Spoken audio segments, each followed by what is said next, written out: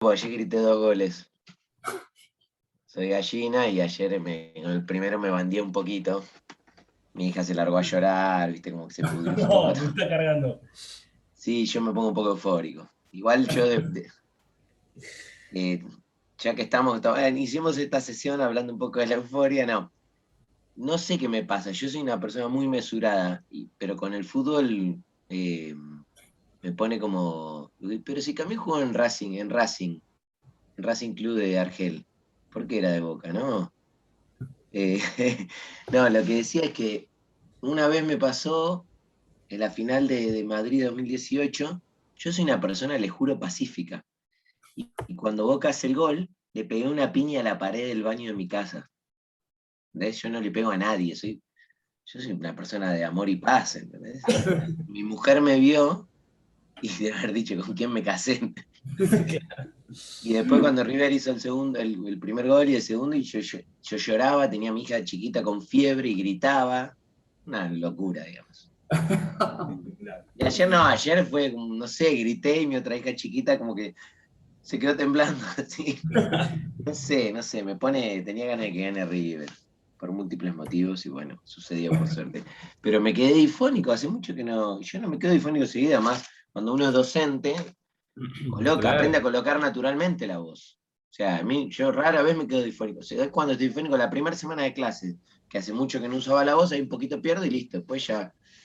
Y bueno, nada, pasó, digamos, pasó. Bueno, Bueno, nuestro último arranquemos. encuentro entonces. Este Hoy es nuestro último cerramos. encuentro. Sí, tengo un montón de cosas para decir. Voy a tratar de Dale. llegar a decir lo más que pueda sobre el hombre rebelde. Ayer a la noche estuve, los que me siguen en Twitter, vos, por ejemplo, Joaco, estaba cebado, estaba leyendo, todo lo que voy tipeando, porque yo para todas mis clases tengo mis resúmenes de los libros, ¿no?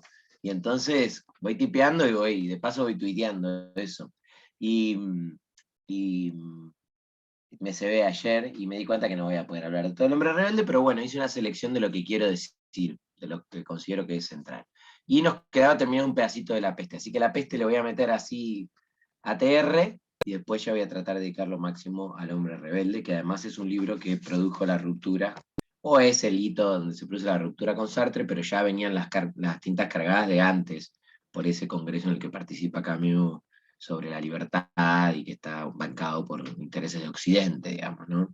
De capitalistas. Bien, bueno, la vez pasada yo me había quedado al final del capítulo 2 y en el capítulo 3, ahí aparecen, en el capítulo 3 de La Peste, aparecen varias referencias a la cuestión de Auschwitz. Yo no las voy a leer, pero bueno, solamente las señalo, ¿no? Primero que hay caos, arranca el caos, ¿no? La peste y lo inunda todo, no tiene sentido la vida, digamos, esta interpretación de que la peste puede ser el sinsentido de la existencia. Hay caos, tiroteos, levantamientos, saqueos, se pone un estado de sitio, se determina un estado de sitio, y los crecientes muertos de la peste empiezan a ser trasladados a un horno que está fuera de la ciudad, con un tranvía, o sea, más claro, échale agua, ¿no? Uno piensa en el tren que llegaba a Auschwitz, donde los judíos morían, pero es interesante que ese capítulo 3 dice: la peste lo había envuelto todo, ya no había destinos individuales, sino una historia colectiva que era la peste y sufrimientos compartidos por todo el mundo. El más importante era la separación y el exilio, con lo que eso significaba de miedo y de rebeldía. A mí me parece que es una nota interesante ver que justamente si hay una condición que todas las personas compartimos, es la de el sentido de la existencia, ¿no? Hasta Jeff Bezos, que viaja a la luna, y el tipo más pobre del mundo, se plantean esa pregunta. O sea, hay algo que nos unifica, hay algo en lo que estamos todos juntos, y que es que en ese sentido no hay un destino individual, todos tenemos el mismo destino, ¿sí? La muerte, la pregunta por el sentido de la existencia. Es muy interesante ver cómo circularon discursos políticos para mí muy acertados con el inicio de la pandemia a lo largo del mundo, que es: de esto no se puede salir solo, es una cuestión colectiva la peste, digamos, ¿no? De hecho, tan colectiva es que hablábamos, digo, yo no sé si lo decía acá o el otro día en la conferencia, que cuando Estados Unidos regalaba vacunas, las regalaba porque no quería que la peste le mute, digamos, para que lo reinfecte, pero la cuestión de o van todos, o todos se enfrentan al problema, o acá sucumbimos. Y en la ciudad pasa lo mismo, ¿no? Ya no hay destinos individuales, todos estamos en una ciudad donde hay peste. Obviamente hacia adentro se pueden hacer distinciones, pero nada, en fin, estamos ahí todos en el mismo barco. Y acá también acá es interesante que ahí en el capítulo 13 se señala el hecho de que la peste quita la posibilidad del amor y la amistad, porque éstas exigen un porvenir, y la vida de los ciudadanos solo reconoce instantes. Y es muy interesante eso, ¿no? Cuando la vida no tiene sentido, se fragmenta, ¿no? No hay proyectos, no hay futuro, no hay sueños. El suicida tiene eso. Yo, que trabajo con adolescentes, cuando tengo una charla un poquito más, digamos, personal, les pregunto, bueno, ¿vos con qué soñás? Porque si un pibe no tiene perspectivas, no puede vivir, no puede vivir, digamos, ¿no? Ninguna persona, pero imagínate un joven es como más grave aún. Entonces, ¿cómo se puede amar o tener una amistad si no hay futuro? Y la peste, ¿qué hace? Obturar el futuro, ¿no? La muerte inminente está allí, y entonces ningún proyecto parece realizable. Bien, pero yo ese capítulo lo paso, después ustedes la novela es muy lindo. Para mí el capítulo más importante de toda la novela es el cuarto. Ahí pasan un montón de cosas muy buenas, interesantes, y que quiero decir dos palabras sobre ellas. La primera es que, bueno, este periodista que todo el tiempo se había querido ir, Rambert, porque sabía que, o sea, que afuera estaba la mujer, no quería, se da cuenta que si se va siente vergüenza, no puede abandonar a este pueblo que está enfrentando este problema, y cuando tiene la oportunidad efectiva de irse, decide quedarse, ¿no? Después incluso se entera que Río tiene a su mujer afuera, y el tipo sigue, digamos, luchando contra la peste, y ahí sucede para mí el hecho más fundamental de toda la novela, que es que el hijo del juez se enferma. Bueno, están recluidos en estadios, los apestados, digamos, y esto no lo dijimos la clase pasada, ¿no? No llegué acá. No. Bien, y entonces ahí asistimos a una escena que para mí es un pasaje de la novela que es el mejor construido, el mejor relatado, digamos. Esta novela ya dijimos que no era la novela por ahí la mejor escrita o la más pulida, si se quiere. El extranjero en ese sentido es una obra de arte porque no hay una palabra de más. Parece que Camus haya pensado cada frase y cada letra que puso ahí. Acá es una novela de tiro más largo, pero este pasaje está espectacular, y que es el pasaje de la descripción de la agonía del niño, ¿no? Del juez, que estaba apestado. Y entonces ahí dice, el narrador dice, el dolor infligido a aquel inocente nunca había dejado de parecerles lo que en realidad era un escándalo, ¿no? El tema del sufrimiento del niño aparece en El hombre rebelde, aparece en La peste, aparece muchas veces, y es escandaloso porque justamente no tiene justificación. El problema del sufrimiento del niño no es el sufrimiento en sí mismo, va a decir Camus en El hombre rebelde, sino las razones de su sufrimiento. Porque si hay una razón por la cual el niño sufre, entonces puede llegar a comprenderse. Pero si no hay razón, escandaliza, porque es el inocente. Y encima ahí lo que sucede es que ese escándalo tiene que ver en cierto modo porque hasta ahora se habían escandalizado en abstracto, porque no habían mirado nunca cara a cara durante tanto tiempo la agonía de un inocente. Antes en la novela Río había dicho, Panelú es bueno pero nunca vio la muerte de frente, y ahora Panelú la va a ver, ¿sí? Porque él dice, Panelú pensaría como yo, porque cualquier cura rural que vio a alguien morir, bueno, no te tira juicios absolutos y universales. Es más precavido en eso, ¿no? No se mueve solo en el ámbito de la teoría, sino que tiene otro respeto por la muerte, o mejor dicho, tiene otro respeto por el misterio de la vida y de la muerte, ¿no? Del cual no tenemos ninguna palabra que decir, o una palabra determinante, ¿sí? Bien, y cuando llega este momento culminante, esta agonía se hace peor aún que las demás agonías, ¿no? Dice, en su cara hundida, convertida ya en arcilla gris, la boca se abrió de pronto, dejando escapar un solo grito sostenido, que la respiración apenas alteraba, y que llenó la sala con una protesta monótona, discorde, y tan poco humana que parecía venir de todos los hombres a la vez. Hay una interpretación interesante que es que lo que está agonizando en ese niño es la humanidad toda, ¿no? O justamente lo que muere en ese niño es el futuro de la humanidad. Uno podría preguntarse qué mundo estamos construyendo donde no hay futuro para los niños, ¿sí? Donde los niños mueren. También hay una interpretación un poco más forzada, que es que el sinsentido de la existencia también llega a los niños, ¿sí? La pregunta. Pero lo que está claro acá es que estamos haciendo un mundo, los adultos, donde el futuro de los niños está obturado y los niños agonizan y mueren. Bueno, y ahí se viene el diálogo de toda la novela, donde Rieu dialoga con Panelú y donde hay una puesta en escena del discurso ateo y el discurso creyente, ¿no? Yo lo voy a leer porque hay un par de palabras que me interesan mucho y actitudes, ¿no? Dice, vamos, doctor, le dijo Panelú. Pero con el mismo movimiento arrebatado, Río se volvió y lo rechazó con violencia. Ah, este por lo menos era inocente, bien lo sabe usted. ¿Por qué hablarme con esa cólera? Dijo una voz detrás de él. Para mí también era insoportable ese espectáculo. Río se volvió hacia Panelú. Es verdad, dijo, perdóneme. El cansancio es una especie de locura, y hay horas en esta ciudad en las que no siento más que la rebeldía. Lo comprendo, murmuró Panelú. Esto subleva porque sobrepasa nuestra medida, pero es posible que debamos amar lo que no podemos comprender. Río se enderezó de pronto, miró a Panelú con toda la fuerza y la pasión de que era capaz y movió la cabeza. No, padre, dijo. Yo tengo otra idea del amor y estoy dispuesto a negarme hasta la muerte a amar a esta creación donde los niños son torturados. Por la cara de Panelú pasó una sombra de turbación. Ah, doctor, dijo con tristeza, acabo de comprender eso que se llama gracia. Pero Río había vuelto a dejarse caer en el banco, desde el fondo de su cansancio, que había renacido. Respondió con algo más de dulzura. Es lo que yo no tengo, ya lo sé. Pero no quiero discutir esto con usted. Estamos trabajando juntos por algo que nos une más allá de las blasfemias y de las plegarias. Esto es lo único importante. Bien, ese es el diálogo. Dos cositas del diálogo, ¿no?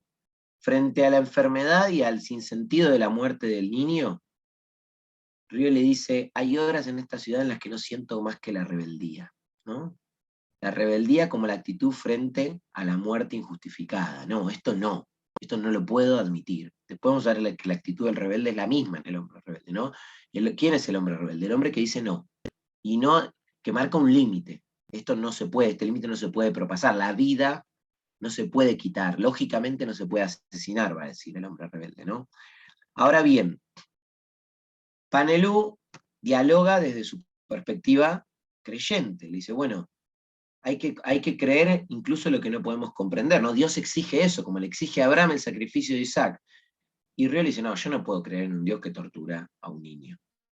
Y entonces Panelú dice, bueno, acabo de entender lo que es la gracia de creer sin preguntar, sin razonar. Pero esta va a ser no una actitud ingenua, porque hasta ahora Panelú había tenido una actitud ingenua para mí, ¿no? Este discurso teórico que todo lo explica, los justos no temerán. Y ahora Panelú se llama al silencio, e inmediatamente después de ese diálogo, lo primero que aparece es Panelú que tiene un cambio de actitud notorio, y se torna un hombre de acción como Rieu, pero permanece en su creencia, ¿no? Dice, desde que había entrado en los equipos sanitarios, Panelú no había dejado los hospitales ni los lugares donde se encontraba la peste.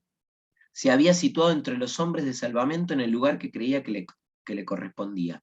Esto es, en el primero. No le había faltado el espectáculo de la muerte. ¿Sí? Al final del diálogo, Rieu le decía, estamos trabajando juntos por algo que nos une más allá de las blasfemias y de las plegarias. O sea, hay un bien que es más grande que su creencia y que mi no creencia, y que es el amor por el hombre, ¿no? Luchar contra la peste.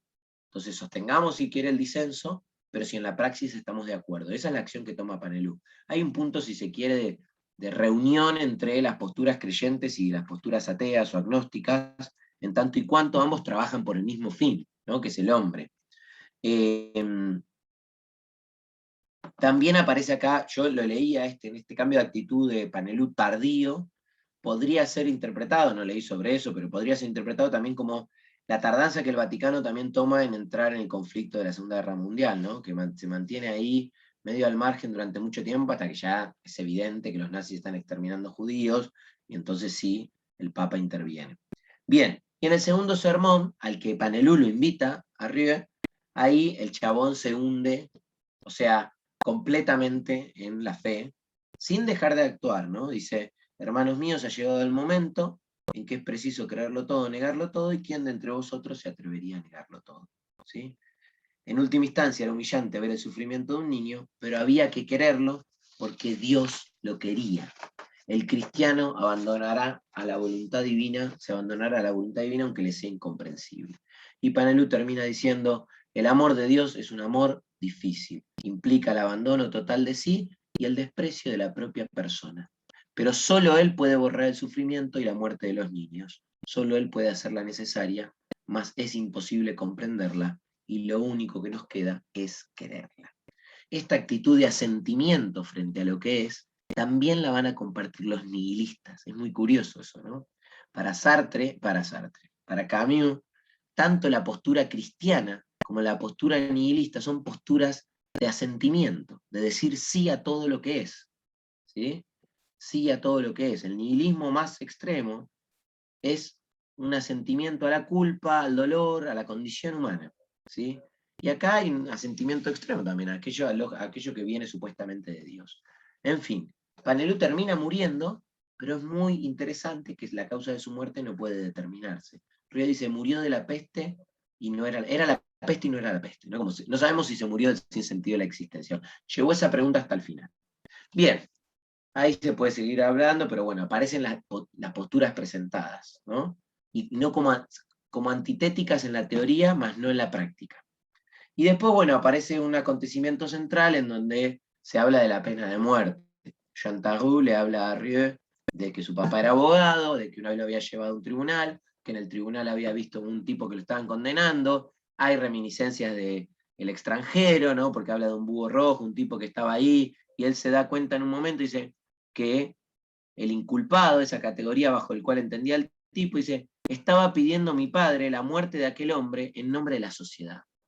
El que quería matar a ese hombre era la sociedad, así como la sociedad quería matar a Meursault, bueno, este hombre lo quería matar la sociedad. Pedía que le corten la cabeza a mi papá, ¿no? Pedía que le corten la cabeza. Bueno, Fede se desconectó de haber pasado algo. Entonces, en ese momento él dice que quiere saldar las cuentas de ese tipo. O sea, ver esa sociedad que condena a muerte a un inocente, dice, bueno, yo quiero transformar la sociedad. Y entonces dice que hice política. Cuando quise transformar la sociedad hice política porque no quería ser un apestado, no quería jugar este mismo juego que juegan aquellos que penaban a muerte. Y esta es una clara alusión a la sociedad capitalista, a todo ese estilo de vida, ¿no? Y entonces, ¿qué hace? Dice, había otra sociedad posible, dice. Entonces me fui del lado de aquellos, son los comunistas, ¿sí? Y acá uno podría leerle incluso la actitud de Camus, dice, compartí sus luchas en todos los países de Europa, y se convenció también de que ellos sentenciaban a muerte, pero que esas muertes eran necesarias para llegar a un mundo donde no se matase a nadie, ¿no? Muertes justificadas. Hasta que un día va a un fusilamiento, o sea, va a ver algo particular, que es la muerte de un individuo, ¿sí?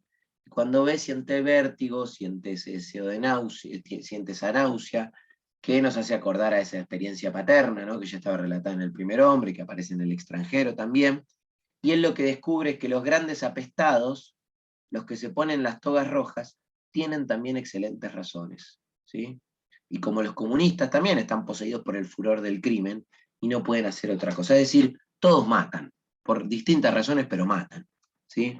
Y entonces él, Tarrú, dice, bueno, hay que ver quién es el que más mata, ¿no? Digamos.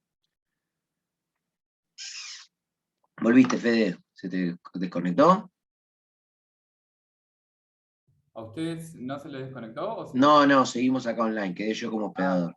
perfecto. Sí, a mí se me apagó la compu, me parece Bueno, que... no, simplemente te perdiste que hay una cuestión en relación a un inculpado que lo condenan a muerte, él ve una sociedad que condena, hace política para transformar esa sociedad, pero cuando se va con los otros, que son los comunistas, se da cuenta que los comunistas también matan por otras razones, ¿sí? Y entonces dice, al fin comprendí que yo había sido un apestado durante todos estos años y que había creído luchar contra la peste, pero que como otros, que había contribuido también a la muerte de miles de hombres, ¿no? Es una toma de postura que yo no entiendo cómo eso ya no le hizo ruido a Sartre en el 45, en el 47. Yo no sé, habría por ahí le hizo y yo no me estoy enterando porque no leí algo. Pero ya ahí, ya te está diciendo, los comunistas matan, flaco. Por otras razones, pero matan. Y entonces dice, he llegado al convencimiento de que todos vivimos en la peste y he perdido la paz. ¿Sí?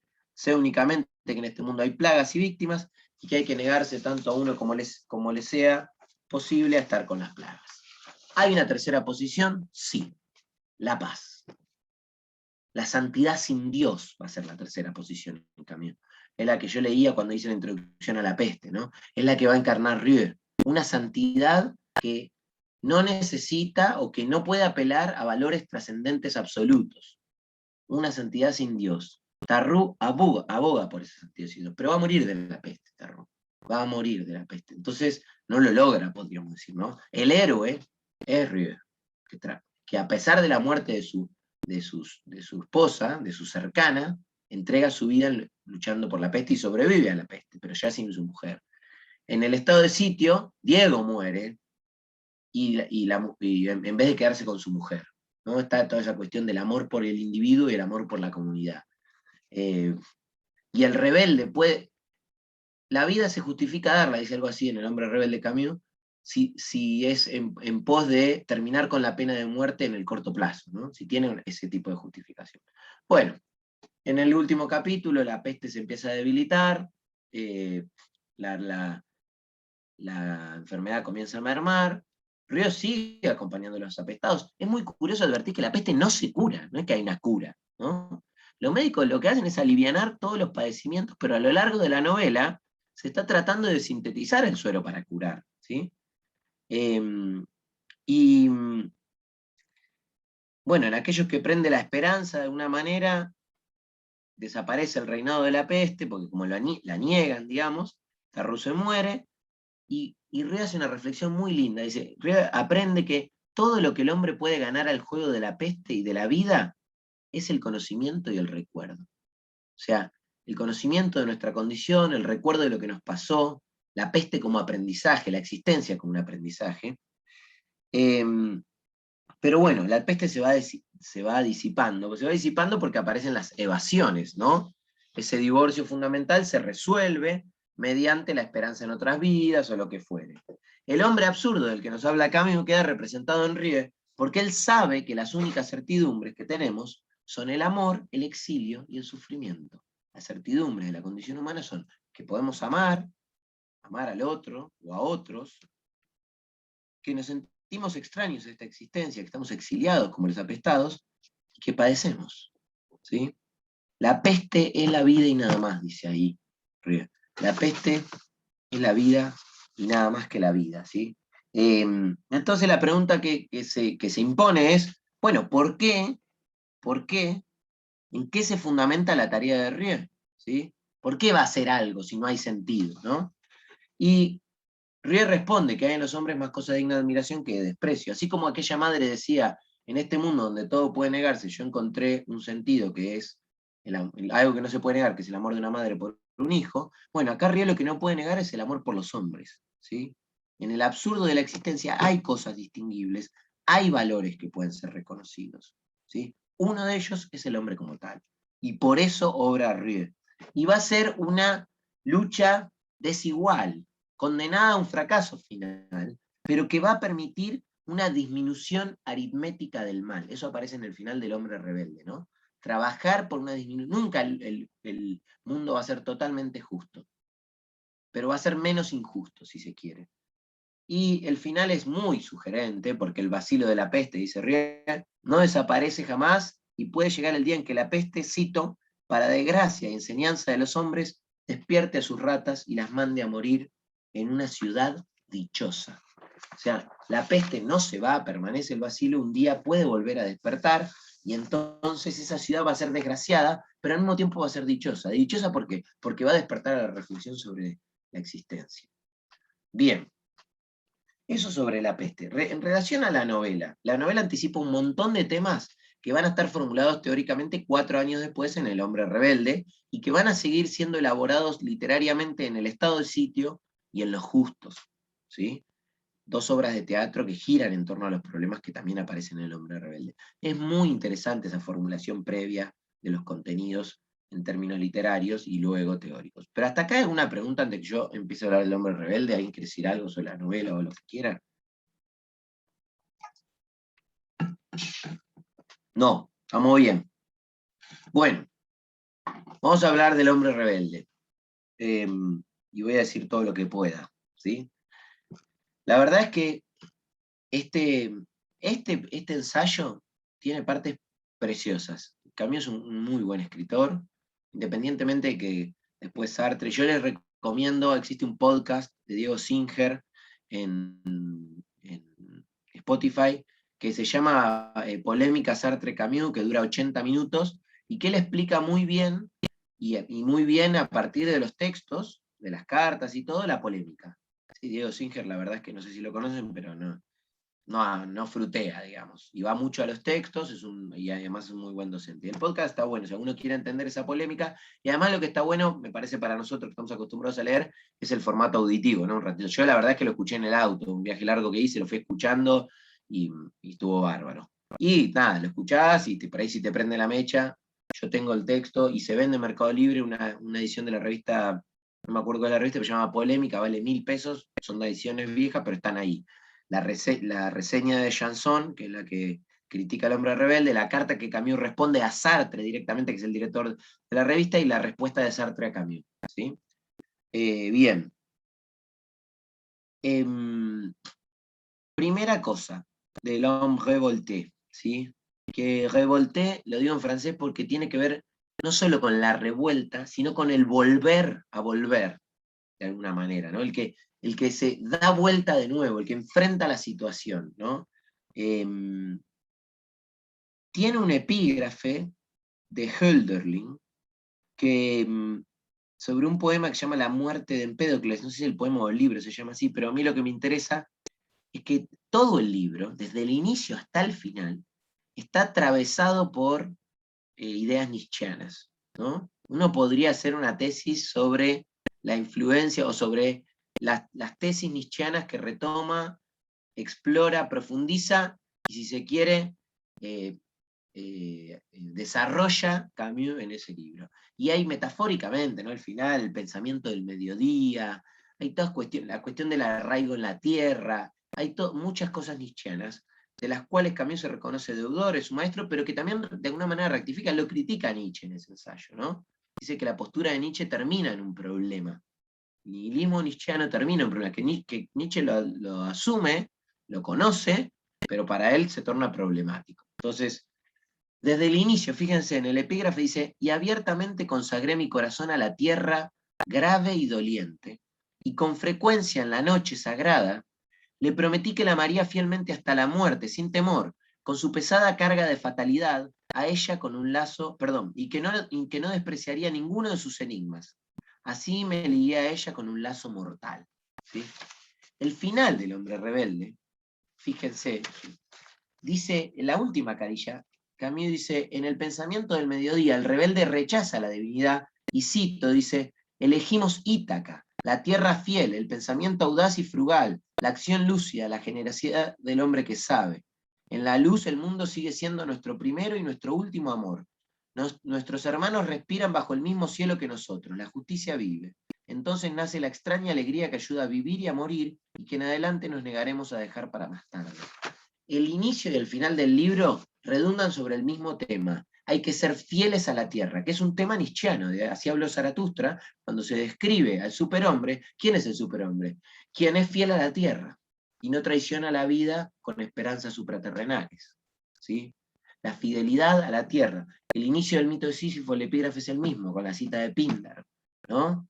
Hay que permanecer fieles a la tierra, en el epígrafe del mito de Sísifo, no te afanes, alma mía, por una vida inmortal, agota el campo de lo posible. Tenemos esto y nada más, pero esto hay que abrazarlo, ¿sí? Bien, el hombre rebelde va en esa misma senda, pero hay progresos, obviamente, porque hay un pasaje a la comunidad, para mí solidaria, porque justamente Camus va a abrir ese juego colectivo. Bien.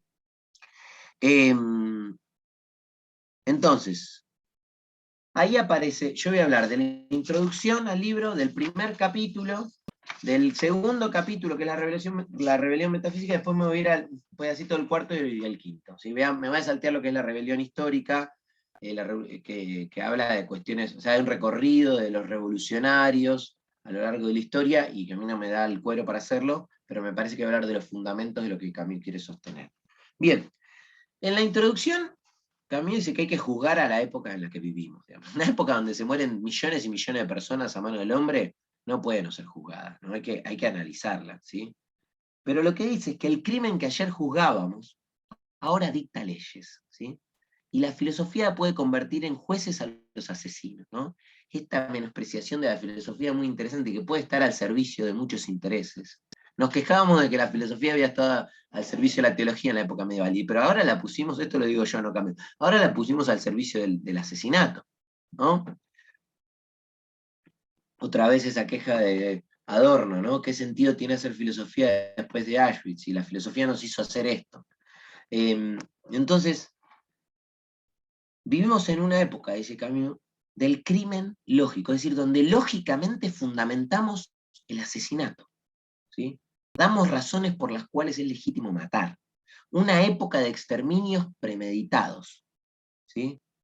Camus dice, en la época de la negación podía ser útil interrogarse por el problema del suicidio. En la época de las ideologías hay que ponerse en regla con el asesinato. Antes nos preguntamos por el sentido de la vida del individuo. ¿Nos matamos o no nos matamos? En la época donde las grandes ideologías mueven masas, hay que preguntarse por la legitimidad del asesinato, ¿sí? Porque la ideología lo que hace es negar al otro, ¿sí? Por eso lo mata, sin problema, porque el otro es lo que hay que negar. Entonces, lo que Camus se propone en ese ensayo es proseguir ante el asesinato y la rebelión una reflexión que fue comenzada en torno al suicidio y la noción de absurdo. Hay continuidad entre el problema del sentido del individuo y el problema del sentido de la comunidad, ¿sí?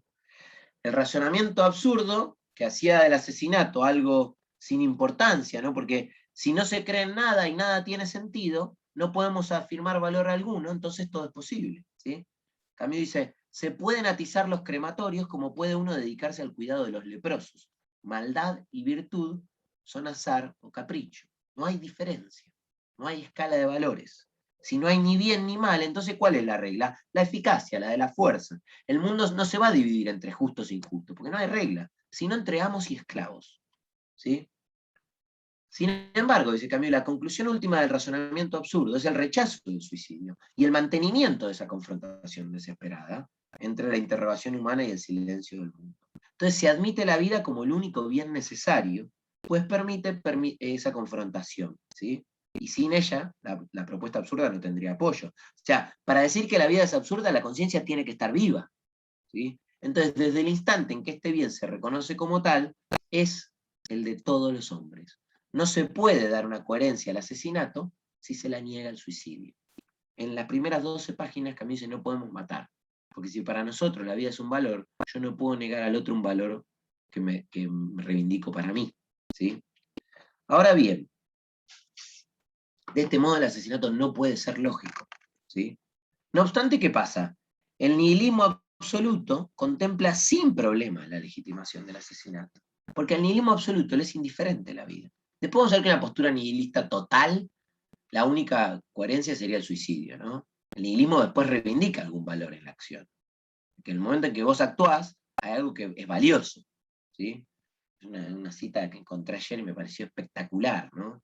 Cuando Dios muere, dice algo así, Camilo después la veré, pero cuando Dios muere, entonces todo está permitido, pero en verdad nada está permitido. Porque para actuar se reivindica ya un valor, y ese valor tiene que estar justificado. Cuando uno elige, valora por sobre otras cosas. Pero si Dios está muerto y no hay escala de valores, entonces el nihilismo nos lleva no a la acción total, a la inacción total, ¿sí? Entonces, pero en principio el nihilismo es considerado de qué manera. Bueno, como una indiferencia por la vida. Entonces, desde el momento en que nosotros habíamos reconocido la imposibilidad de la negación absoluta y reconocerla era vivir de alguna manera, lo primero que no se puede negar es la vida de los demás, ¿sí? El absurdo que fue advertido tiene que funcionar ahora como un punto de partida para superarse a sí mismo. Yo no me puedo quedar ahí. El otro día en la conferencia me preguntaba, bueno, pero este discurso es peligroso. No, no. Sí, yo entiendo, pero Camus dice, bueno, este es el punto de partida. El absurdo es mi punto de partida, no mi conclusión, ¿sí? Lamentablemente, la historia ha hecho muchas injusticias a algunas filosofías. Al final del Hombre Rebelde, Camus va a decir que la historia a la filosofía que más injustamente ha tratado es a la de Nietzsche, por las reivindicaciones que se realizaron a partir de ella, ¿no? Y que nunca, y no va a alcanzar el tiempo para reivindicar esas injusticias. Pero bueno, a Camus también le fue injusta, ¿no? Porque cuando uno dice Camus, en el inconsciente, que es el chabón, hay que suicidarse, ¿no? La vida no tiene sentido. Vos empezáis y se mató. No, no. El absurdo fue su punto de partida y fue mucho más allá. Y acá es donde aparece una metáfora preciosa en el final de la introducción, donde dice, lo absurdo, como la duda metódica, ha hecho tabla rasa. Yo grito que no creo en nada y que todo es absurdo, pero no puedo dudar de mi grito y tengo que creer por lo menos en mi protesta. Así como la duda absoluta me llevaba a no poder dudar de que dudo, y ahí aparecía el cogito como la primera certeza, El gritar que nada tiene sentido no me permite dudar de que grito, de que me estoy rebelando, ¿sí? La primera y la única evidencia que me es dada así, dentro de la experiencia absurda, es la rebelión. La rebelión como una suerte de punto de partida.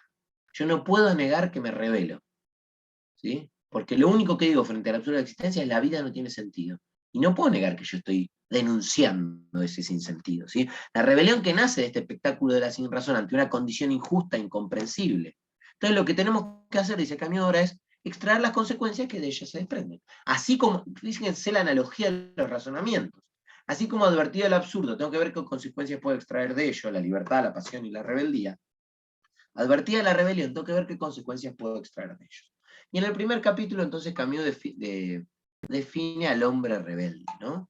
Y ahí dice una frase preciosa que es, ¿qué es un hombre rebelde? Un hombre que dice que no, ¿sí?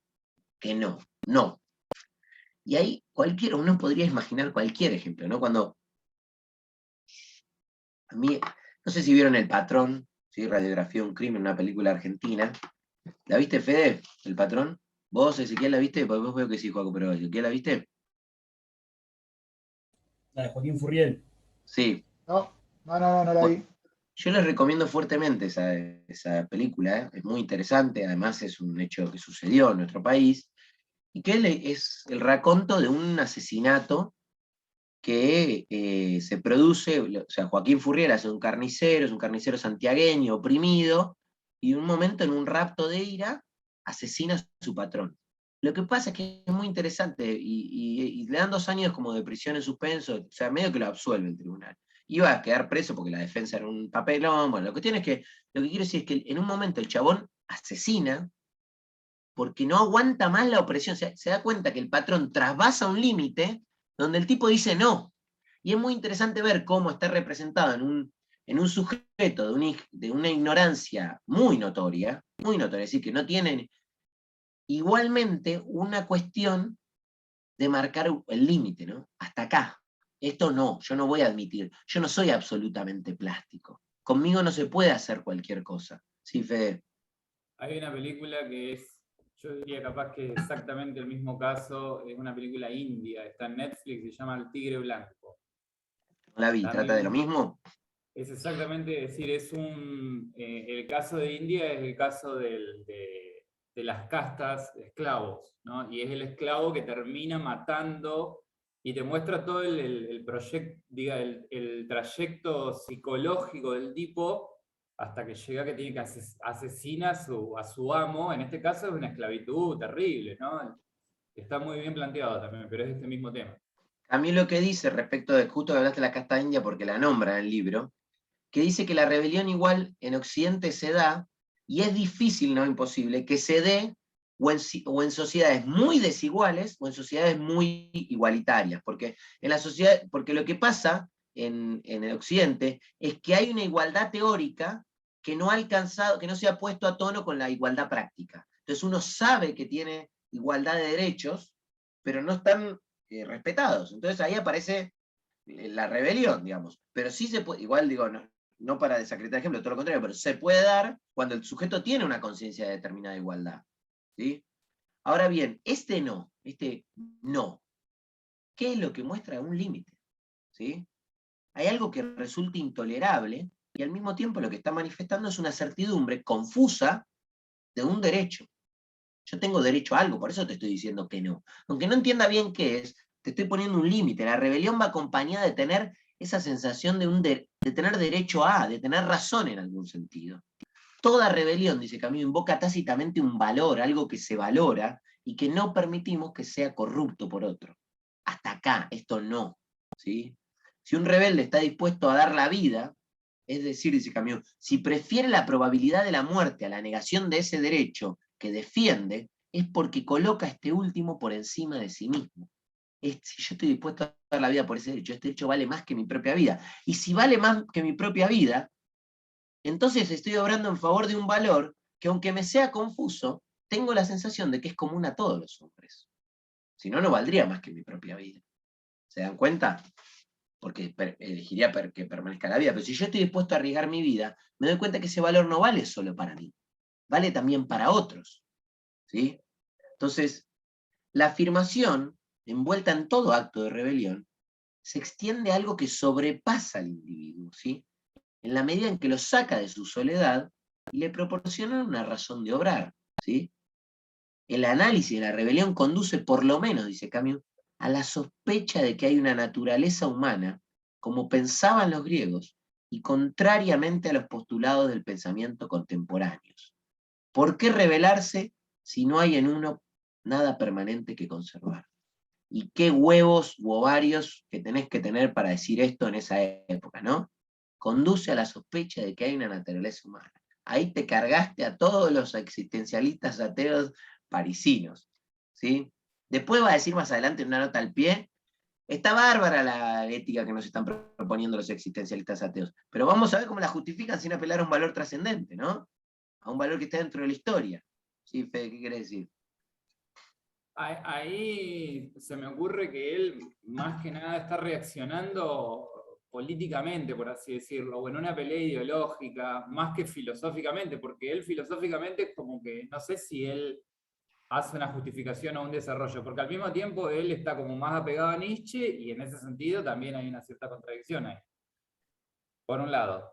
Sí, Y por otro lado, esto que venís repitiendo, el tema del valor, ahí también, filosóficamente, no sé si hay alguna, esto es como una pregunta, si hay alguna, porque respecto del tema de los valores hay toda una discusión que ya venía de Scheller, digamos, de porque yo puedo plantear un valor, bueno, sí, pero en qué medida se instituye o cómo se capta, ahí hay una problemática también respecto del tema del valor, digamos, a partir del cual viene todo lo otro, digamos, ¿no? Sí, Camus se está metiendo en un terreno claramente que es fangoso, eso es innegable.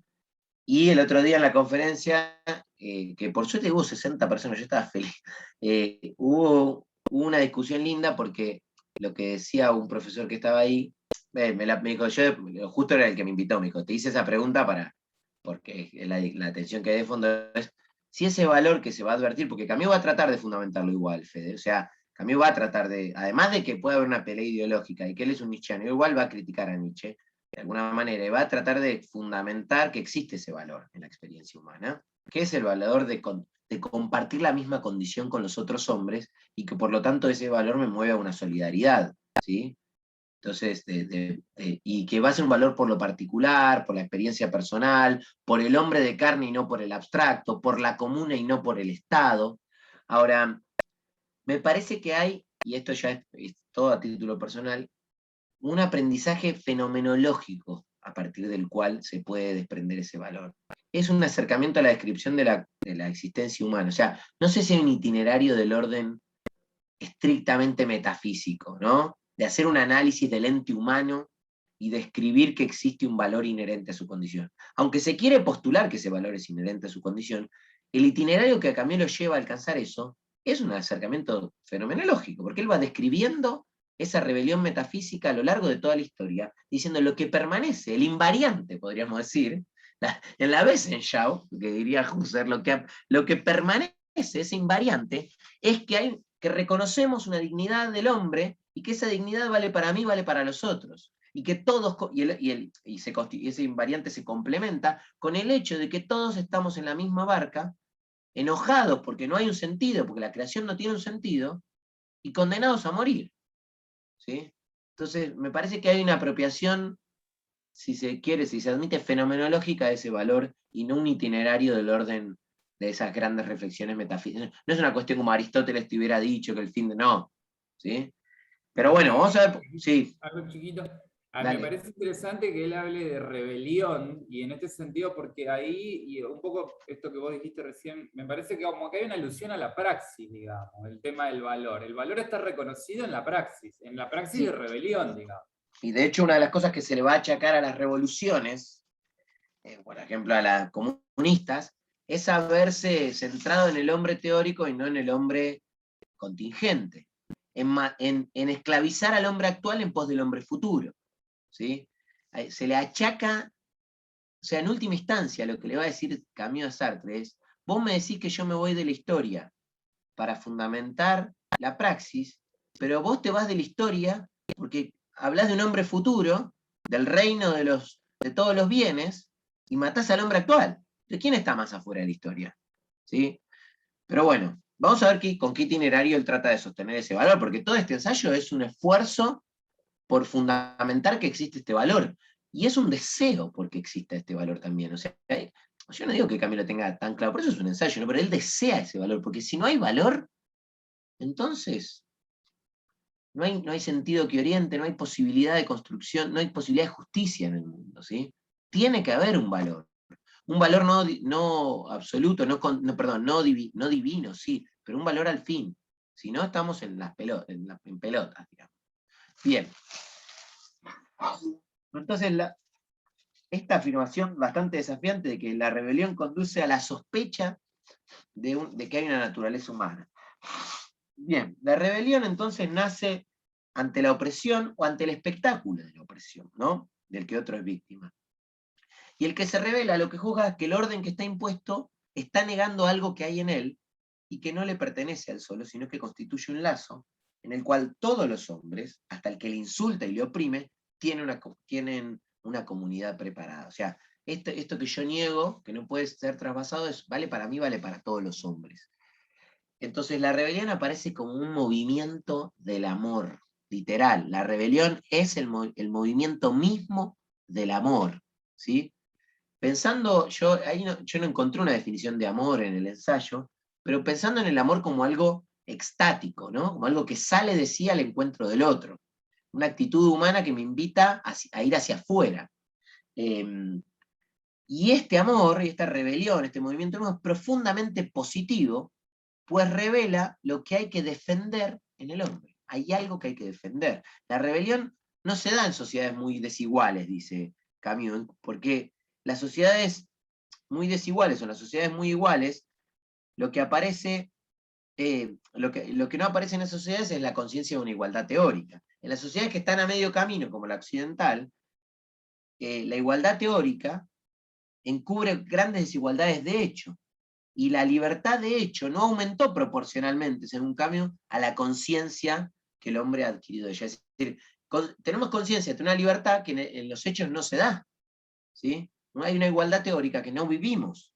Por esto la rebelión se va a convertir en el acto del hombre informado que posee conciencia de sus derechos. ¿Sí? Derechos que sabe que no le son propios solamente, sino que son inherentes a todos.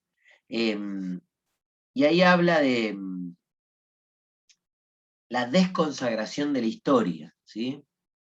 que llevó a carecer de religiones en todas las respuestas que están dadas, ha hecho que nos planteemos una pregunta con ciertos visos nietzscheanos, ¿sí? ¿Se puede, para mí esta es la pregunta del siglo XX, por lo menos en el ámbito ético seguro, ¿se puede, lejos de lo sagrado y de sus valores absolutos, encontrar la regla de la conducta? Yo cuando doy ética, en la ética la pregunta que se hace Ernst Tugendhat, por ejemplo, en Lecciones de Ética, es un libro de hace poquito, hace 4 o 5 años, dice, ¿es posible una fundamentación de las normas morales independiente de los fundamentos religiosos, es decir, los fundamentos absolutos? ¿Se puede, dice acá Camus, legitimar, ¿cómo dice? ¿Se puede, lejos de lo sagrado y de sus valores absolutos, encontrar la regla de una conducta? Fíjense que en última instancia, la inquietud camusiana es una inquietud ética, que después puede trasladarse a una dimensión política. Pero está buscando una regla de ética para el individuo, ¿sí? Y Camus entonces va a decir respecto a este valor confuso que hemos advertido en la rebelión, va a escribir lo siguiente. El fundamento de ese valor es la rebelión misma. La solidaridad de los hombres se funda en el movimiento de rebelión y este, a su vez, no encuentra justificación sino en esa complejidad. Tendremos, por lo tanto, derecho a decir que toda rebelión que se autoriza a negar o a destruir esta solidaridad pierde por ello el nombre de rebelión y coincide en realidad con un consentimiento homicida. He aquí el primer progreso. En la experiencia absurda, el sufrimiento es individual. A partir del movimiento de rebelión tiene conciencia de ser colectivo, es la aventura de todos. El primer progreso de un espíritu extraño consiste, por lo tanto, en reconocer que comparte esa extrañeza con todos los hombres, y que la realidad humana en su totalidad sufre a causa de esa distancia en relación con ella y con el mundo. El mal que experimentaba un solo hombre se convierte ahora en una peste colectiva. En nuestra prueba cotidiana, la rebelión desempeña el mismo papel que el cogito en el orden del pensamiento. Es la primera evidencia que tenemos, nos rebelamos, ¿sí? Esta evidencia saca al individuo de su soledad, es su lazo común que funda en todos los hombres el primer valor. Yo me rebelo, luego nosotros somos. Ese cambio. O sea, la solidaridad de los hombres se funda en el movimiento de rebelión. ¿Por qué? Porque yo advierto que todos estamos en la misma, estoy en la misma condición que el otro, y eso me hace solidario con el otro. Esa complicidad, ¿sí? Y entonces la rebelión, que se autoriza a negar al otro, las revoluciones comunistas que matan a otros, entonces pierden el nombre de rebelión, y coinciden con un consentimiento homicida, no pueden ser admitidas. Ninguna rebelión puede matar al otro, porque es inherente a su propia naturaleza advertir que hay un valor, que hay una dignidad que todos compartimos, una complicidad frente a ese sinsentido. Bien. Voy a cortar acá 6 minutos, son menos 5, hasta 7:01, 7:02, porque justo acá voy a empezar a hablar de la rebelión metafísica que describe en el capítulo 2, y que es el fundamento de toda rebelión, y después vamos a hablar del final del ensayo, ¿sí? Vamos, y 2 y 3 ya volvemos. Bárbaro. Ok.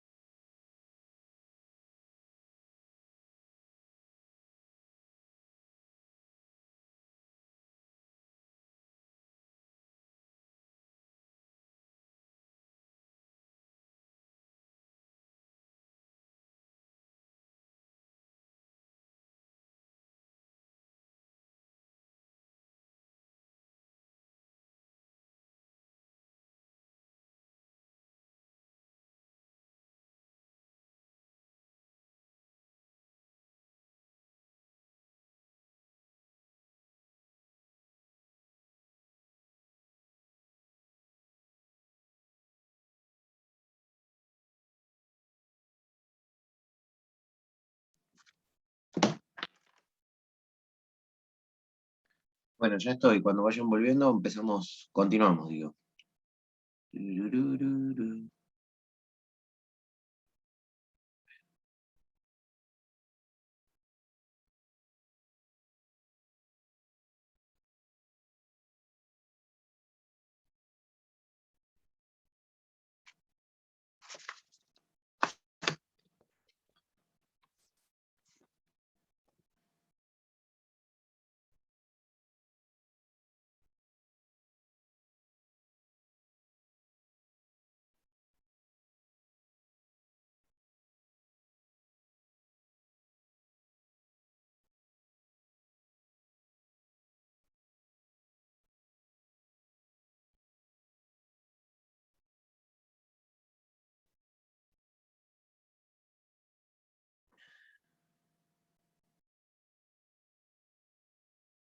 Bueno.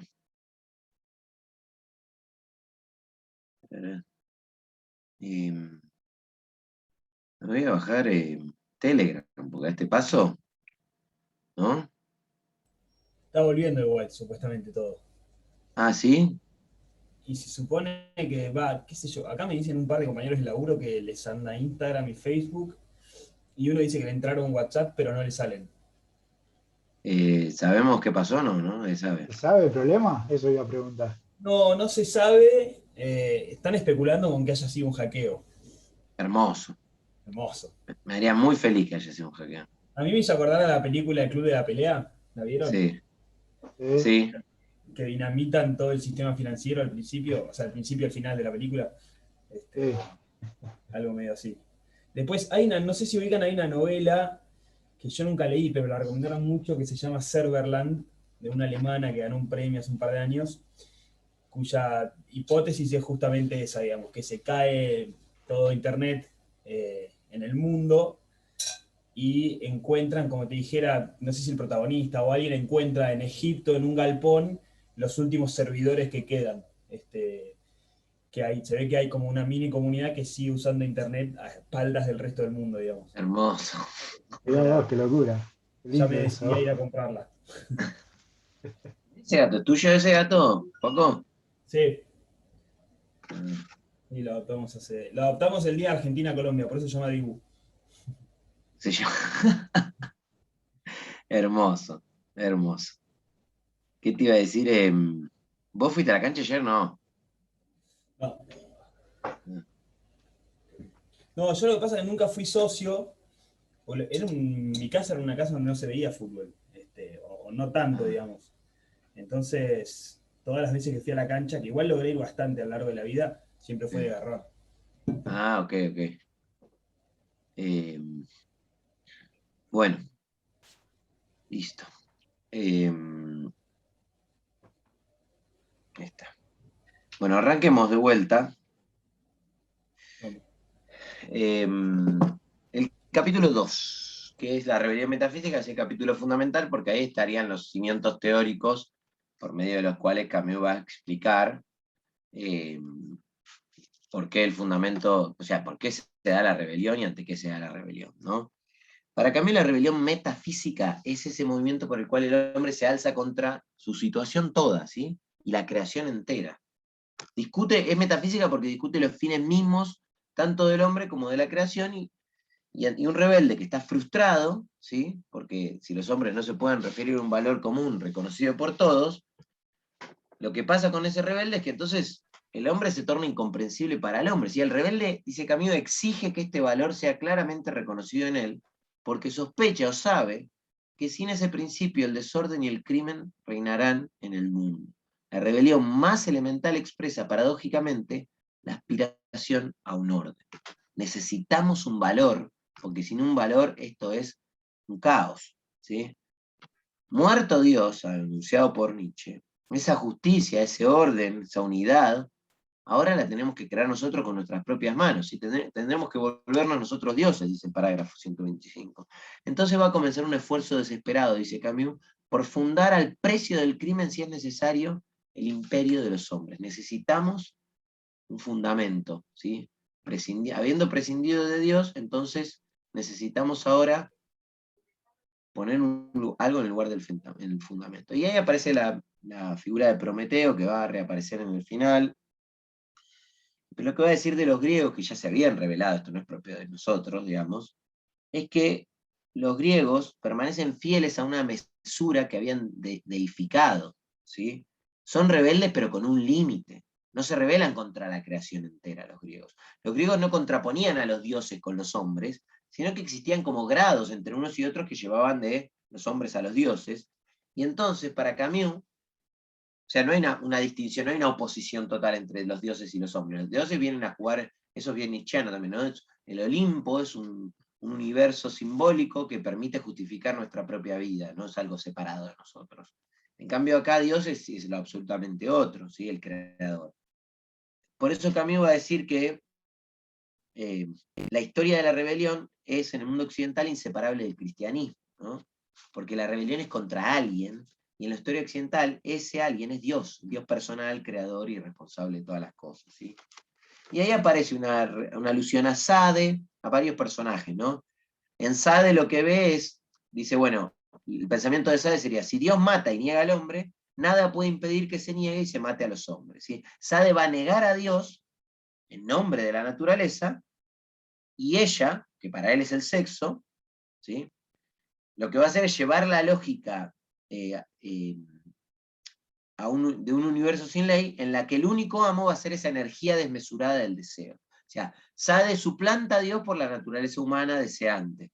Y él va a obedecer a la ley incansable de ese deseo, y este deseo deriva en que la ley de este mundo no es otra cosa que la de la fuerza, su motor, la voluntad de dominio. Así la rebelión más desenfrenada, la reivindicación total de la libertad, termina con la esclavitud de la mayoría.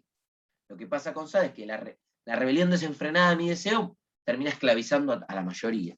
Después voy a hablar de Dostoyevsky, yo los remito porque justamente van a ser todos caminos truncados estos para Camus, ¿no? En Dostoyevsky dice la rebelión da un paso más, porque Iván Karamazov, ¿qué hace? Toma partido, me dio unas ganas de releer los hermanos Karamazov que me quería corchear, ¿no? Digo, ¿por qué quiero leer una obra de 1000 y pico de páginas? Si ya la leí. Pero ahora me dio ganas por la lectura que hace Camus. Iván toma partido de los hombres y pone su acento en la inocencia en relación a la condena a muerte que pesa sobre los hombres, ¿sí? Dice, esta condena es injusta, ¿por qué estamos condenados a morir? Y se da un movimiento esencial, dice Camus ahí, al poner a la justicia por sobre Dios. Es injusta la condición humana, Dios no nos puede condenar a esta situación injusta, sin explicación. Y ahí se inaugura la empresa de la rebelión, dice Camus, que consiste en sustituir el reino de la gracia por el de la justicia. Dice, más adelante Iván va a decir, aunque la muerte del niño esté justificada, yo no la puedo asumir, porque eso es injusto, ¿sí? Iván no admite que el amor justifique lo inmoral. Dice, si el sufrimiento de los niños, dice Iván, sirve para completar la suma de dolores necesarios para la adquisición de la verdad, yo afirmo desde ahora que esta verdad no vale semejante precio. Es injusto. Es lo mismo que Rie, ¿no? Yo no puedo amar una creación donde los niños son sometidos a estas torturas. Iván no admite la dependencia establecida por el cristianismo entre sufrimiento y verdad, como sí lo admite Panelú, ¿no? Es posible que debamos amar lo que no comprendemos. El amor de Dios es un amor exigente, ¿sí? Hay que amar la muerte de un niño porque solo Él la puede borrar. Entonces, aunque Dios existiese, no se puede aceptar que la verdad se pague con el mal. Así como River rechaza el negocio que debe admitirse, en que debe admitirse el sufrimiento de los niños para alcanzar la vida inmortal.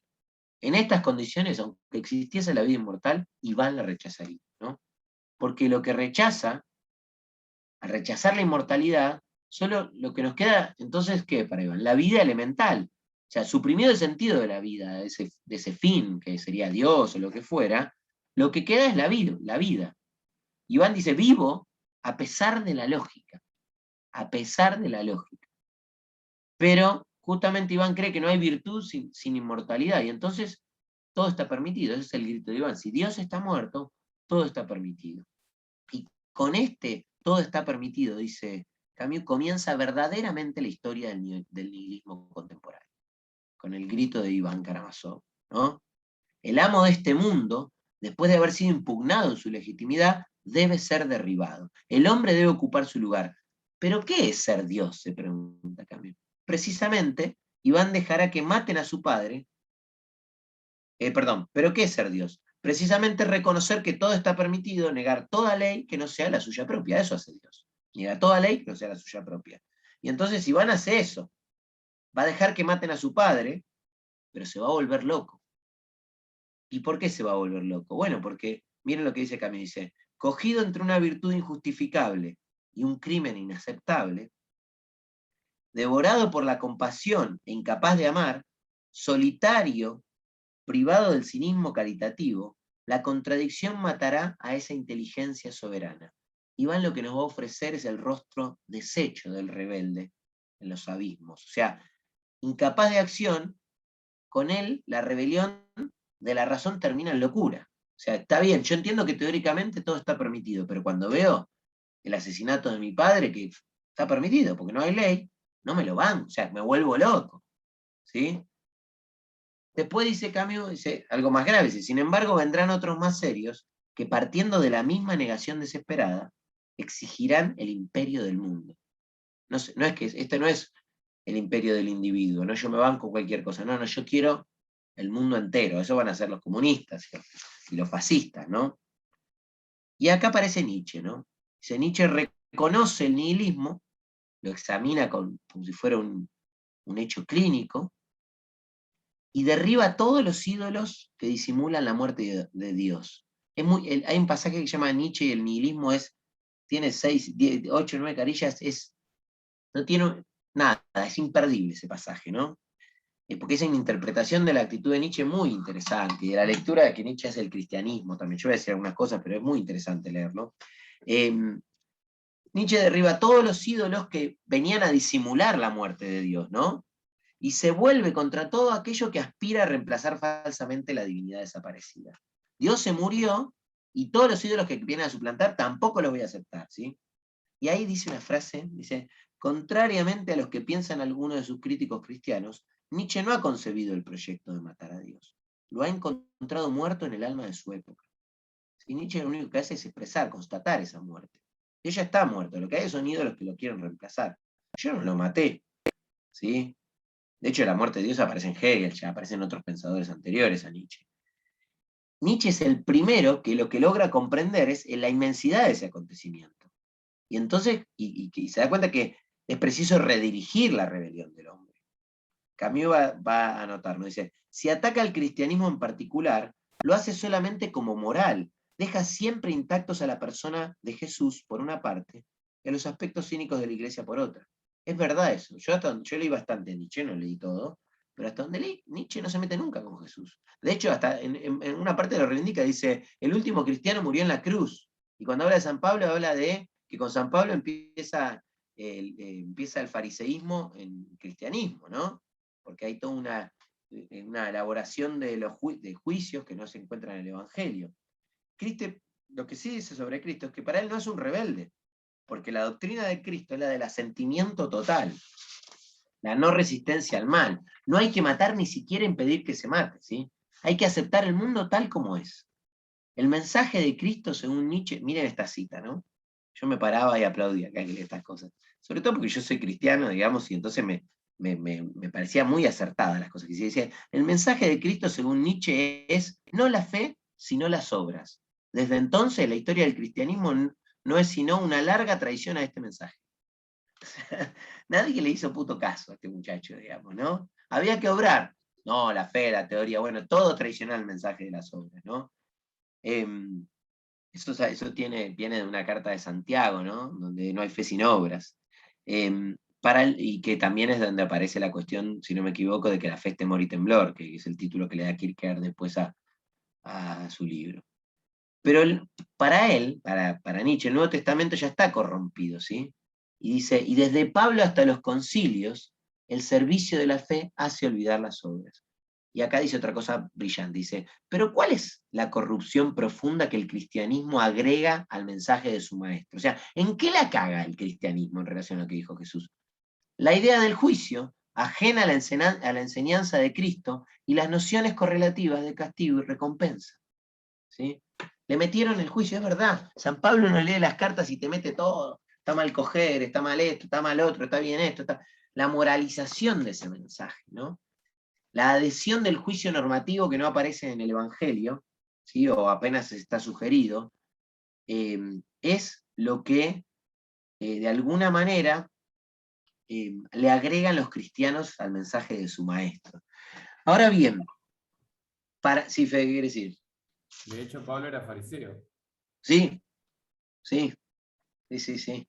Hay un libro muy interesante de Manuel Carrer que se llama El Reino, que es larguito, pero es muy, muy, muy lindo, interesante, y que es un acercamiento, es una reconstrucción de la historia del cristianismo novelada, muy linda, y que termina con un mensaje final que tiene que ver con lo que el cristianismo podría ser hoy en día, ¿no?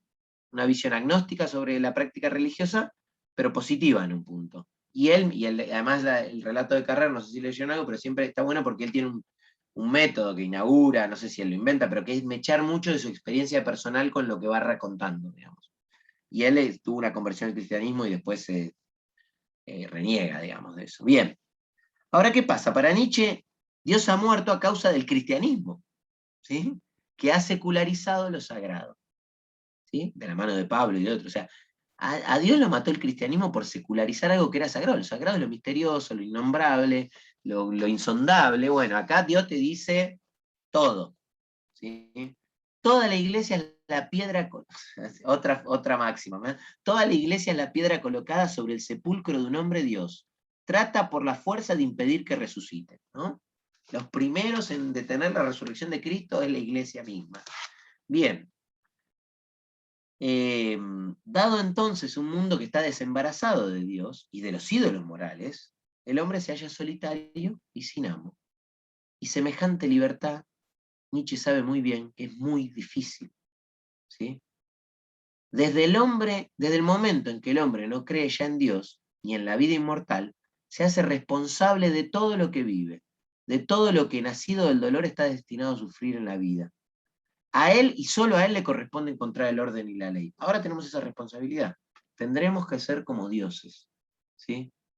Sin embargo, Nietzsche, que conoce el peligro que esconde esta muerte absoluta de Dios, Camus lo que va a hacer es anotar, de alguna manera en relación a este conocimiento de Nietzsche, dice, bueno, si el mundo carece de regla y nada está prohibido, para prohibir una acción se necesita en efecto un valor y una finalidad, ¿no? Porque si nada está prohibido, ¿por qué no hay regla? Y para prohibir algo tenés que tener una regla. Ahora, para prohibir, pero al mismo tiempo, nada está autorizado, nada se puede hacer, porque también se necesitan un valor y una finalidad para elegir otra acción. O sea, la muerte de Dios es un tremendo problema. Yo siempre le digo a mis alumnos cuando les enseño, digo, es un cagadón que Dios se haya muerto, digamos, nos generó miles de problemas que no teníamos, digamos. ¿Por qué? Porque ahora hay que justificar lo que no se puede y lo que se puede, ¿sí? Solo hay libertad, dice Camus, en un mundo en que lo que es posible se ha definido al mismo tiempo que lo que no lo es. Sin ley no hay libertad. El caos es una servidumbre, ¿sí? Y leo un textual. Si el destino no está orientado por un valor superior, si el azar es rey, se trata de la marcha en las tinieblas, de la horrible libertad del ciego. Si el ciego es libre, sí, ¿a dónde puede ir? No, si no puede ver a dónde puede ir. No hay un contexto, no hay una ley que marque su acción, ¿sí? Por eso Camus anhela tanto un valor. Y por eso los hombres van a hacer cualquier cosa por instaurar un valor. Ahí es donde Nietzsche, ¿qué solución le da esto Nietzsche? El único valor, la única verdad es la tierra. Hay que ser fiel a la tierra, ¿sí? Todo el esfuerzo nietzscheano implica demostrar la presencia de una ley en el devenir y en el juego de la necesidad, ¿sí?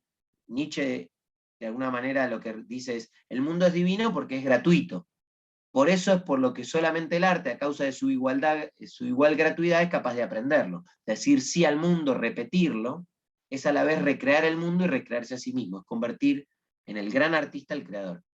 Recuerden, no sé si tienen conocimiento de Nietzsche, pero que la salida nietzscheana para justificar los actos y el peso formidable de los actos, o sea, para que no sea insoportablemente leve la acción humana, es la idea del eterno retorno. Ideas confusas y misteriosas si la hay en la historia de la filosofía, ¿no? Sí, todo va a volver. Imagínate si haces esto una y mil veces más, le dice el enano ahí en la puerta, que es el instante.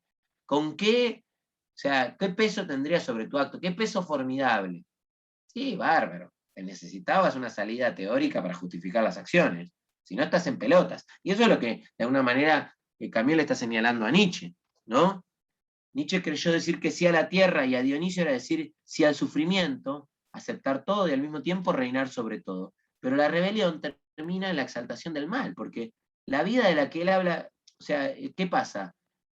Las ideas nietzscheanas, que pueden ser muy bien comprendidas, ¿sí? Hay que permanecer fiel a la tierra y lo que venga con ella, la culpa, la muerte, sin sentido, hay que asentir. El único fenómeno es la vida, por eso Nietzsche es un vitalista.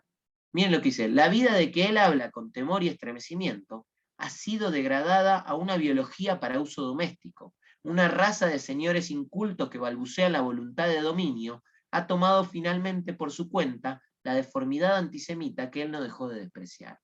Ahí está la traición a Nietzsche, ¿no?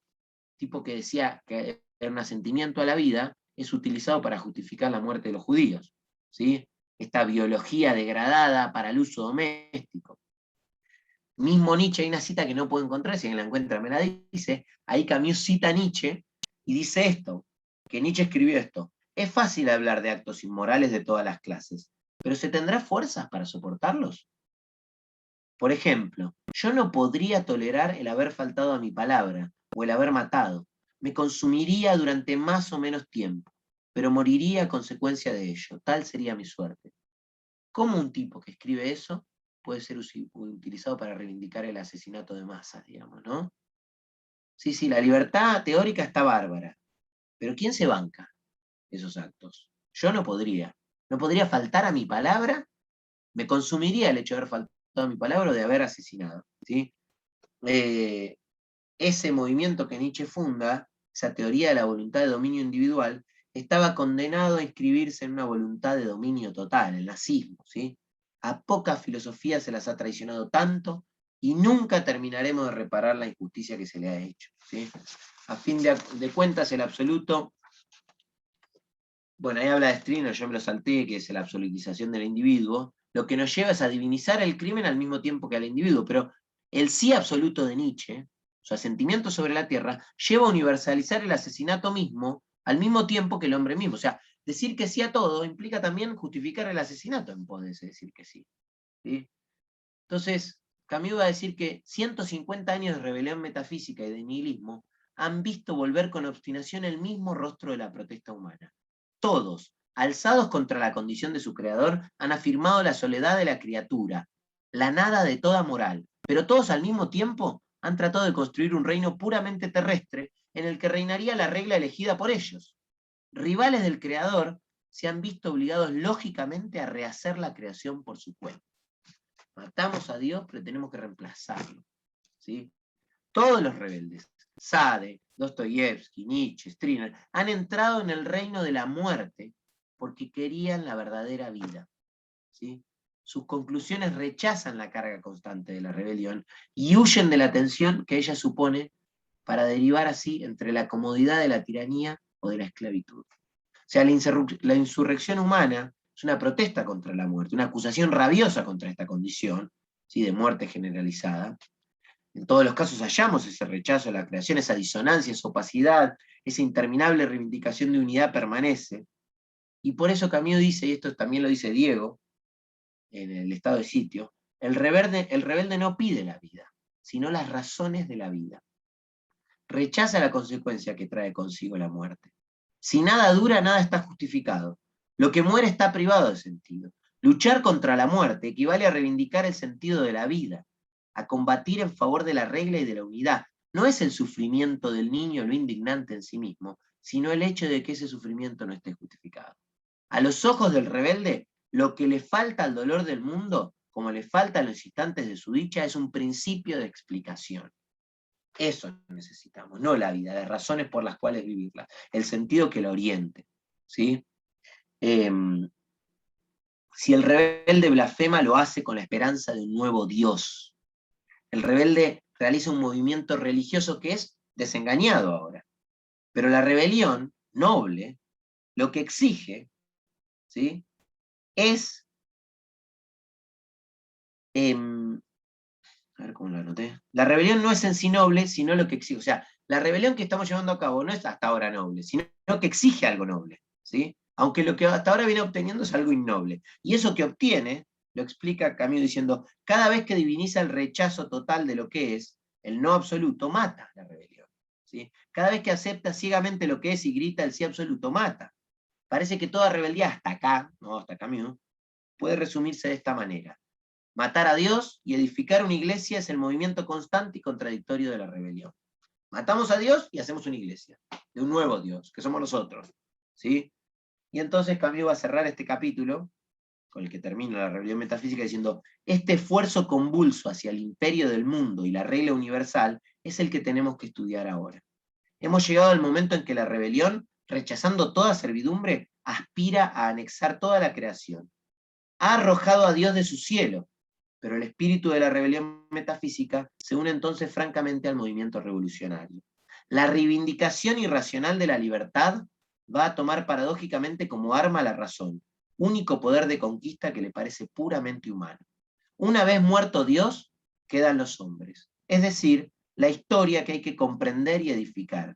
A los crímenes de lo irracional, el hombre, en una tierra que sabe en adelante solitaria, va a reunir los crímenes de la razón en marcha hacia el imperio de los hombres. O sea, antes matábamos en nombre de Dios y ahora vamos a matar en nombre de la razón, pero seguimos sin un valor que justifique las acciones. Bien, y yo ahora voy a dar un salto al capítulo 4 y 5 del final del Hombre Rebelde. En Rebelión y Revolución, que es uno de los apartados del capítulo 4, Camus hace una distinción que no le tienen en cuenta. Dice que no es justo identificar los fines del fascismo con los del comunismo, ¿sí? Porque el primero, el fascismo, nunca soñó con liberar a todos los hombres, sino solamente a algunos pocos, subyugando a la mayoría, ¿no? Esclavizando al precio de la esclavización de los otros. Y en cambio el comunismo sí sueña con la liberación de todos los hombres, pero lo que hace es esclavizarlos a todos provisionalmente. ¿Sí? O sea, en eso no se pueden igualar, pero hay algo que los iguala. Pero es justo, por el contrario, identificar sus medios con el cinismo político que ambos han tomado de la misma fuente, el nihilismo moral. O sea, los dos hacen lo mismo, parten de un nihilismo moral y justifican su cinismo político. Buscan diferentes fines, sí, uno busca la liberación de todos los hombres, pero termina esclavizándolos a todos, porque mata al zar, mata a los niños, da la vida a los revolucionarios por una Rusia, por un hombre futuro.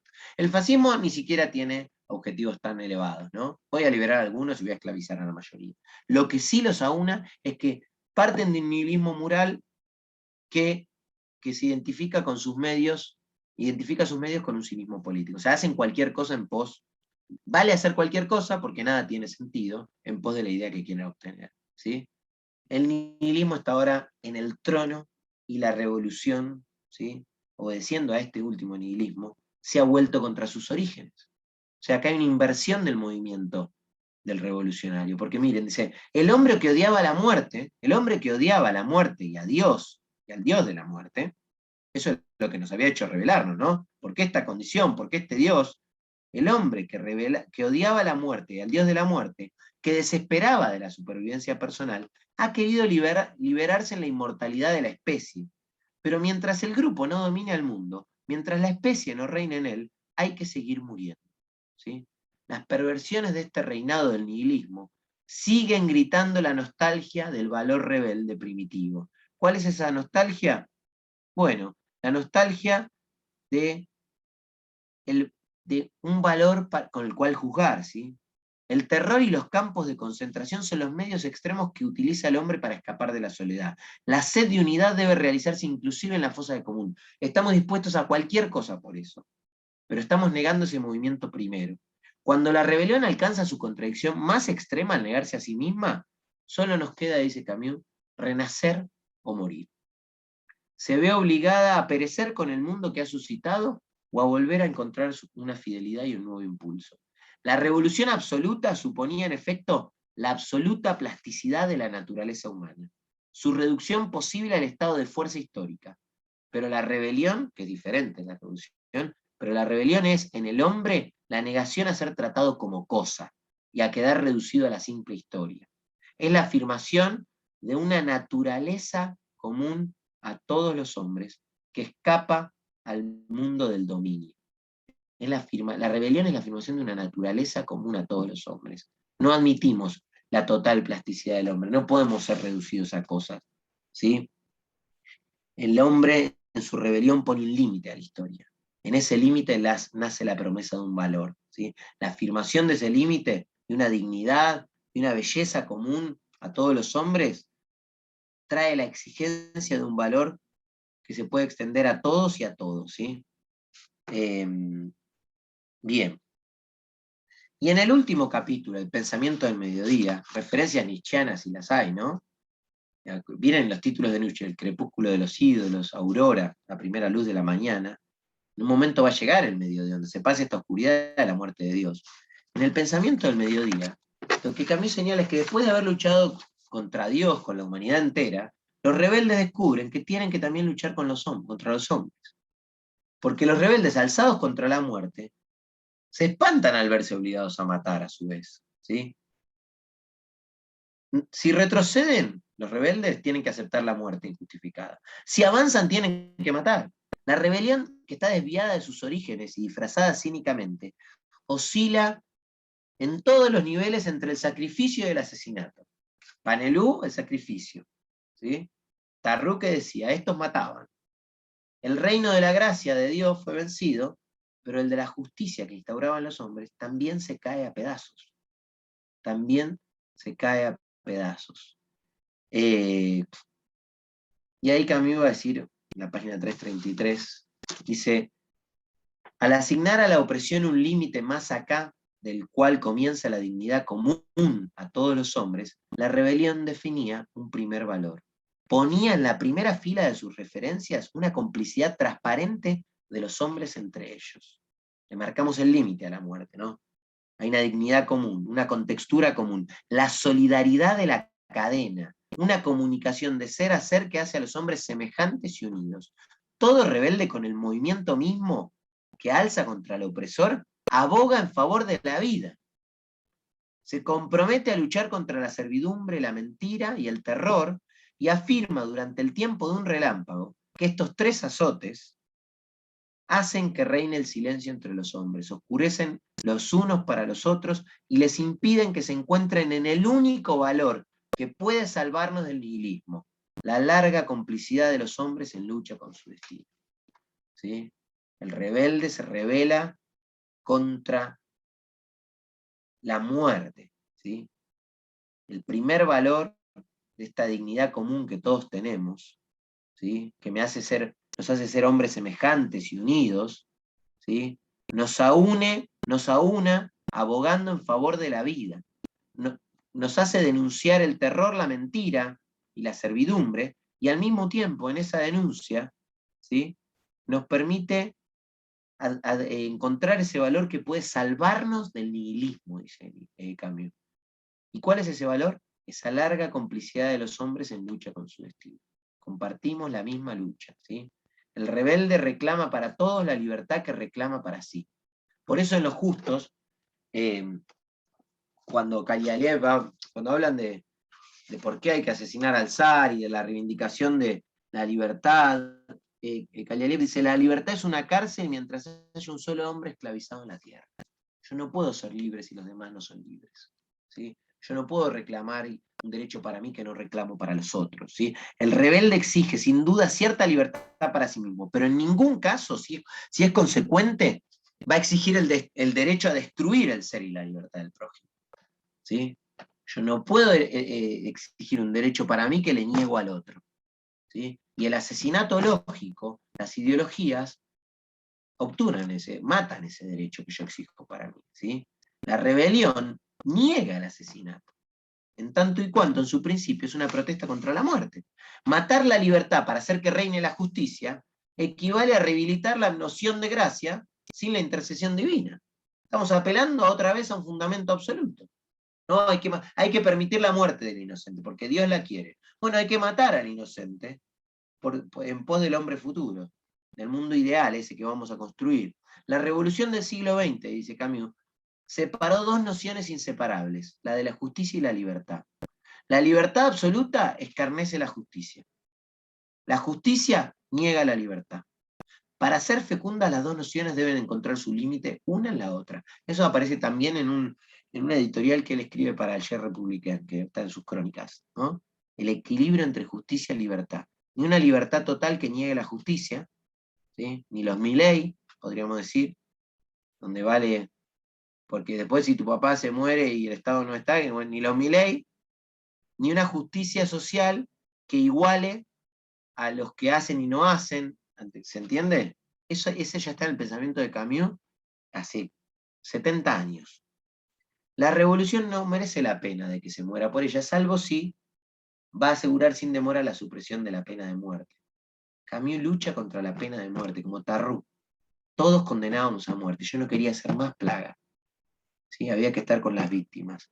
Y ahí dice una frase, pero hay dos clases de eficacia, la del tifón y la de la savia. ¿Sí? El comunismo es el tifón, ¿no? ¿Sí? A mí es arrasar con todo. La eficacia de la savia es como la de la gota sobre la piedra, que va horadando la piedra hasta hacer el hueco. Yo creo que Camus boga por la eficacia de la savia, ¿no? ¿Es un idealista? Y sí. Bueno, habrá que morir de eso, uno podría decir, ¿no? Si no, ¿para qué vivir? Ahora, el espíritu revolucionario, dice Camus, puede por primera vez reflexionar sobre sus principios y volver a encontrar, a pesar de sus desvíos pasados, con las razones de su rebelión, su fidelidad. ¿Sí? Y ahí habla de Heráclito, que al devenir le había impuesto un límite, que era el de Némesis, la mesura, ¿no? La mesura frente a este desorden nos enseña que toda moral necesita una parte de, y que todo realismo necesita una parte de moral. Toda moral necesita una parte de realismo y todo realismo una parte de moral. El cinismo es mortífero. ¿Sí? La rebelión tiene que apoyarse en lo real para encaminarse hacia una verdad. Tiene que ir de abajo hacia arriba, no de arriba hacia abajo como hace la revolución. ¿Sí? Tiene que ser una rebelión a favor de la vida, no contra ella. Esto mismo hace que uno se apoye en realidades más concretas. Y Camus las nombra así: la profesión, la aldea, donde se traslucen el ser y el corazón viviente de las cosas y los hombres. Para ello la política debe someterse a estas verdades. No puede más abogar por esas verdades universales. Camus va a explicar que existe un contrapeso necesario, que mide la vida, va a hablar del hombre mensurable, de la mesura, ¿no? Como la virtud del solidario, del rebelde. Es el mismo que anima la larga tradición del que puede llamarse pensamiento solar. Acá hay de todo, ¿no? La luz solar del Mediterráneo, ¿se acuerdan el sol que todo el tiempo está avivando a Mersó? ¿Sí? Y el pensamiento solar, que es para él el de los griegos. La naturaleza se ha equilibrado siempre con el devenir. Y además el pensamiento del mediodía, que juega con los temas nietzscheanos, ¿no? Y además de ese sol como ese Dios no sagrado, si se quiere, no cristiano, ¿no? Una deidad material, una deidad terrenal. Ese contrapeso es la comuna contra el Estado, la sociedad concreta contra la sociedad absolutista, la libertad reflexiva contra la tiranía racional, el individualismo altruista. En fin, hay que ir contra la colonización de las masas. Todas estas antinomias ponen de manifiesto, dice Camus, la larga confrontación entre la mesura y la desmesura que anima la historia de Occidente desde el mundo antiguo. El absolutismo histórico no deja de tropezar siempre con una exigencia invencible de naturaleza humana, cuyo secreto guarda el Mediterráneo, donde la inteligencia es hermana de la dura luz. Una cuestión, todo lo solar en Camus es muy fuerte, ¿no? Recuerden que él, bueno, en las biografías aparece que él en París está en un lugar opaco, frío, que tiene nostalgia por esa vida mediterránea, por esos baños en el mar, por ese contacto con lo natural, ese equilibrio propio de lo natural. Y en el hombre tiene que hallarse eso. No puede sacrificarse el hombre en pos de una idea teórica. Hay que reivindicar lo real. El que se entrega a la historia, dice Camus, no se entrega a nada. Pero quien se entrega al tiempo de su vida, a la casa que defiende, a la dignidad de los vivos, se entrega a la tierra y recibe de esta la cosecha que siembra. Qué católico que se está poniendo todo, ¿no? La cosecha, la siembra. Pero es nietzscheano, es una suerte de religión, ya hay que entregarse a la tierra. El inicio del libro, ¿no? El inicio del libro en esa cita de la muerte de Empédocles, Abiertamente consagré mi corazón a la tierra grave y doliente, y con frecuencia en la noche sagrada le prometí que la amaría fielmente hasta la muerte, sin temor, con su pesada carga de fatalidad, y que no despreciaría ninguno de sus enigmas. Así me ligué a ella con un lazo mortal. Permanecer fiel a la tierra, ¿sí? Finalmente, estos, ¿sí?, los que se entregan a la dignidad de los vivos, que se entregan a la tierra, que reciben esta siembra, finalmente hacen que avance la historia quienes saben rebelarse también contra ella en el momento deseado. Hay que rebelarse contra la historia cuando es injusta, ¿sí? La rebelión va a seguir chocando contra el mal. Y el hombre así deberá preparar en la creación todo lo que puede, reparar en la creación todo lo que puede ser reparado, y dominar en sí todo lo que puede ser dominado. Después de esto, los niños van a seguir muriendo injustamente. Hasta en la sociedad perfecta, dice Camus. En su mayor esfuerzo, el hombre no puede sino proponerse la disminución aritmética del dolor del mundo. Bernard Rieu. Yo trabajo, son victorias parciales, le dice Tarrou. La batalla está perdida, sí, pero hay una disminución aritmética del mal. Es a lo que podemos aspirar, ¿no? Sin embargo, la injusticia y el sufrimiento subsistirán y no dejarán de escandalizar. Ante ese mal, el hombre pide justicia. Pero ¿qué pasa? El cristiano responde responde a esta protesta de justicia con un reino que exige la fe. Pero el materialismo comunista, que está al servicio de la historia, aumenta el dominio del asesinato histórico, ¿sí? Y asimismo, en pos de un porvenir, exige fe también. Los dos exigen fe. En ambos casos, dice Camus, hay que esperar, y durante ese tiempo el inocente no cesa de morir. El inocente no cesa de morir. Entonces, la rebelión comprende así un amor extraño, dice Albert Camus, y lo cito, ya casi termino. Quienes no hallan descanso ni en Dios ni en la historia, se condenan a vivir para quienes como ellos no pueden vivir, para los humillados. En el primer hombre, Camus habla de darle voz a los mudos, a los que no tienen voz, de que su preocupación es esa, su madre, ¿sí?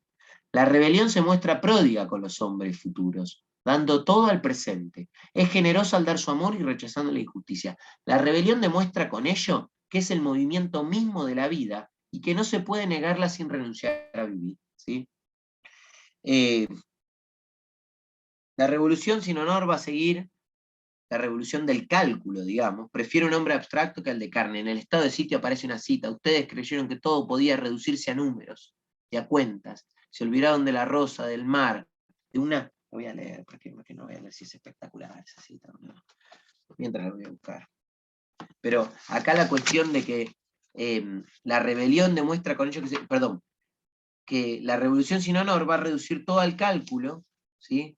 Va a negar al ser todas las veces que sea necesario, y va a poner al resentimiento en lugar del amor. Pero Camus dice, al término de estas tinieblas, la de la revolución, es inevitable, sin embargo, una luz que adivinamos ya, y que solo tenemos que luchar para que sea. Más allá del nihilismo, todos nosotros, entre las ruinas, preparamos un renacimiento, pero muy pocos lo saben, ¿sí? Más allá del nihilismo, estamos preparando un renacimiento. Lo que le pasa a Europa, dice Camus, es que ya no ama la vida. Los hombres se han divinizado a sí mismos y su desdicha ha comenzado.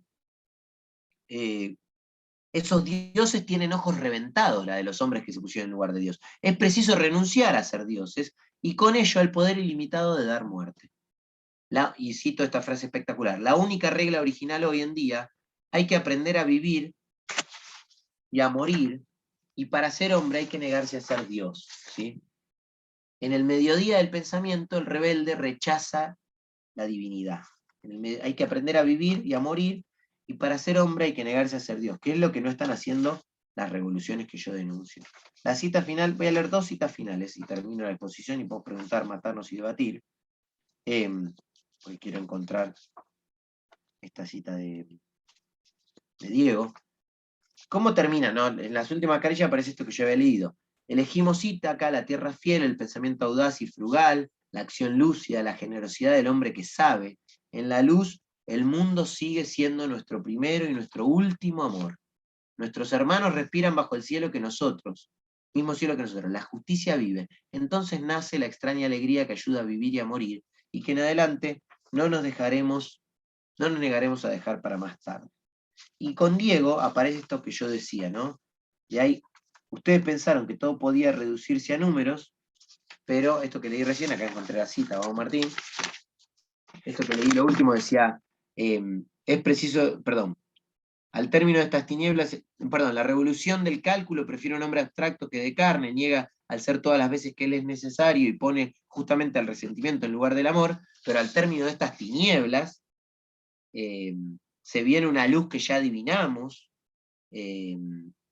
y solo tenemos que luchar para que sea más allá del nihilismo, entre las ruinas preparamos un renacimiento. Y miren lo que dice Diego. Diego dice, creyeron que todo podía reducirse a números y a fórmulas, pero en su hermosa nomenclatura han olvidado la rosa silvestre, las señales del cielo, los rostros del verano, la gran voz del mar, los instantes del desgarramiento y la cólera de los hombres. En el seno de sus victorias más aparentes están ya vencidos, porque hay en el hombre, míreme, una fuerza que ustedes no reducirán, una locura clara, mezclada de miedo y coraje, ignorante y victoriosa por siempre jamás. Esta fuerza es la que se levantará y ustedes sabrán entonces que su gloria era uno. Fin del curso y de la exposición del hombre rebelde. Bueno, los escucho, no sé si quieren preguntar, comentar, decir lo que quieran.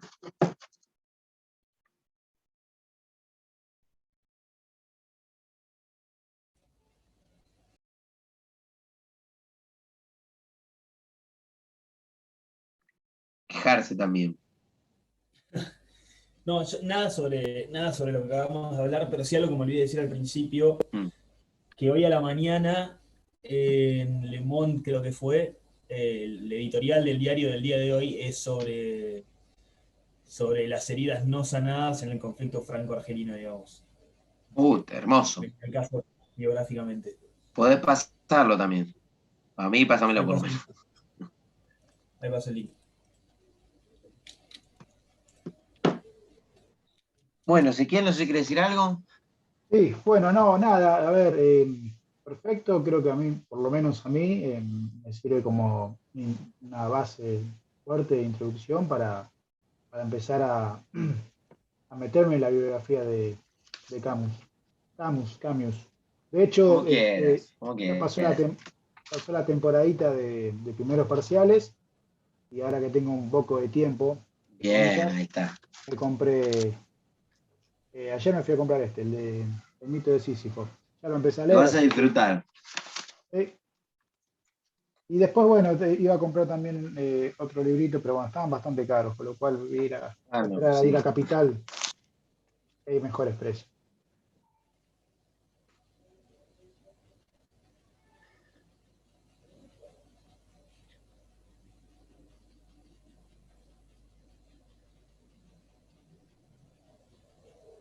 Y ya de ¿Estás paso pensando, estoy no, Fede? haciendo, Sí. ¿Qué, Ezequiel? ya de paso estoy haciendo un poco de introducción a Nietzsche, ¿no? Que después en metafísica lo vamos a ver. Sí, sí, en 2 viernes. ¿Qué onda, Fede? ¿Qué ibas a decir?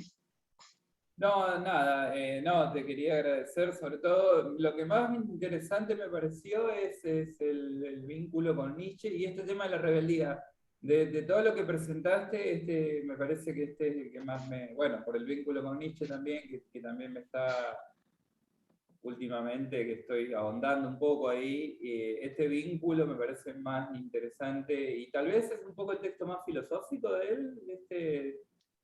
Sí, yo creo que con el mito de Sísifo y estos, como son sus 2 textos más filosóficos, que no dejan de ser ensayos, ¿no? Claro, Cosa que claro. tranquilamente por eso le achaca a Sartre esto. No tiene un texto cambio sistemático como puede tener El ser y la nada u otros textos, digamos. Pero bueno, era su modo de escribir también. Claro. Claro. Él es más literato que. Porque a diferencia Estudió de. filosofía, pero después fue un escritor, digamos, y un periodista. Claro, a diferencia de Sartre, que Sartre está vinculado, digamos, a la historia de la filosofía y. Sí, y tiene sus obras contundentes, escribió muchas obras de filosofía. Sartre, aunque escribió mucha de literatura, pero yo creo que él se reivindicaría a sí mismo más como un filósofo que como un escritor, digamos. Claro. Me parece que es interesante también el modo en que él encara los problemas. Y respecto de Nietzsche, constantemente hay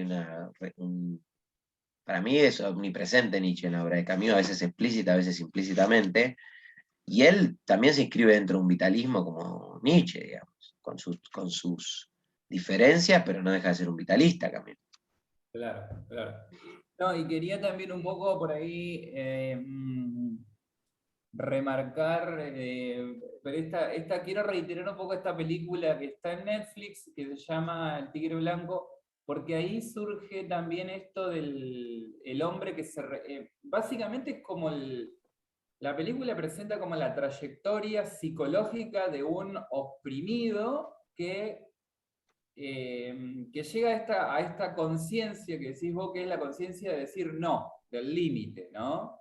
Está perfectamente planteado en la película al punto del asesinato. Pero el asesinato también es el asesinato que justamente es este decir no final, digamos, que prácticamente el tipo es como que está, digamos, impulsado en toda su... digamos, una rebelión que el tipo lo vuelve loco casi, pero es como que gesta un nuevo hombre, digamos, en él. Está muy bien planteado y claro, partiendo de todo lo que es la realidad india, en India, ¿no? De la opresión y de la esclavitud, y de una vida, a mí se me viene también a la cabeza en Nietzsche lo que es el camello por un lado, después el león, digamos, que el Que se león es... forja la libertad. Bueno, eso aparece acá. Aparece explícitamente la cuestión de las transformaciones, en la que Camus señala de que cuando el león se forja la libertad, que es la libertad, la pregunta es, bueno, ¿la libertad para qué?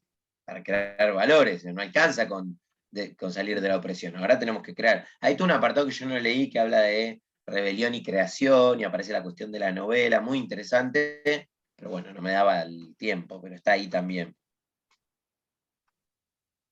Claro. No, interesantísimo, interesantísimo, muy bueno. Muy bien presentado también, así que bueno, Martín, te agradezco, te agradecemos todos toda esta entrega tuya y de entrega de información didáctica de Camus. Bueno, queda grabado igual todo, ¿no? Después, los 4 encuentros. Está todo grabado y yo ya tengo el anterior, ya está, así que ahora voy a descargar esto, voy a subir y ya queda todo el curso completo en el canal del Instituto de Filosofía de la Universidad Católica de Santa Al de la muerte. ¿Ese querés decir algo más que tenés abierto el micrófono? Sí, no, por ahí, a ver, por ahí es tonta la pregunta, pero bueno, va.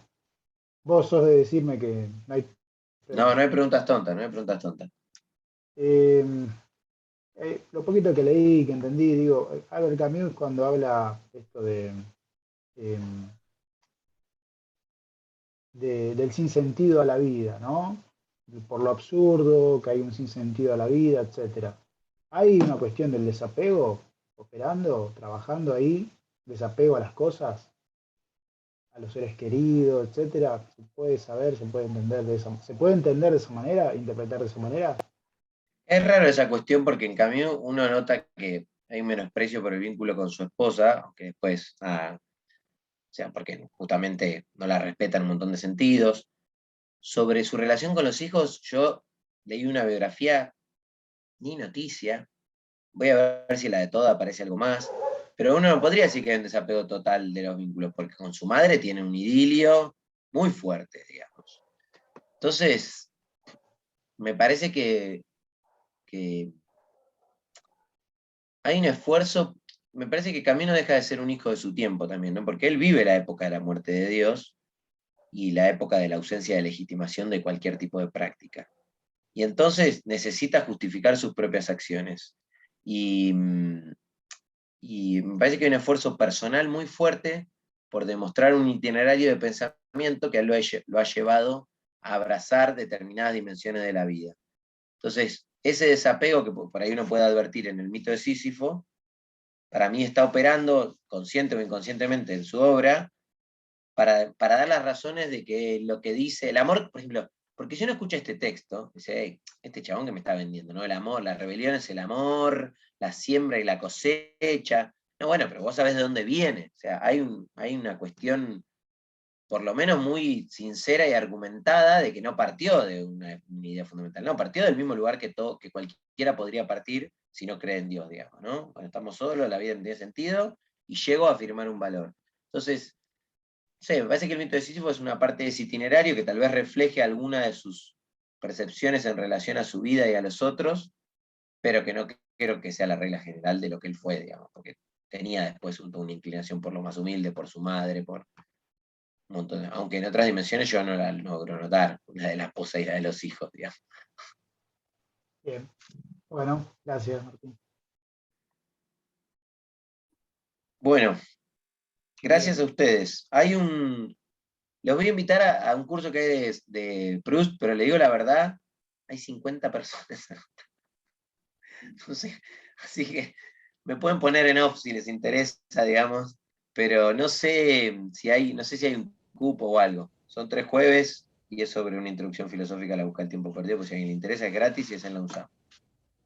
Después, si no, todos estaban en contacto conmigo, me piden el flyer, si no, pero solo lo nombro por si acaso.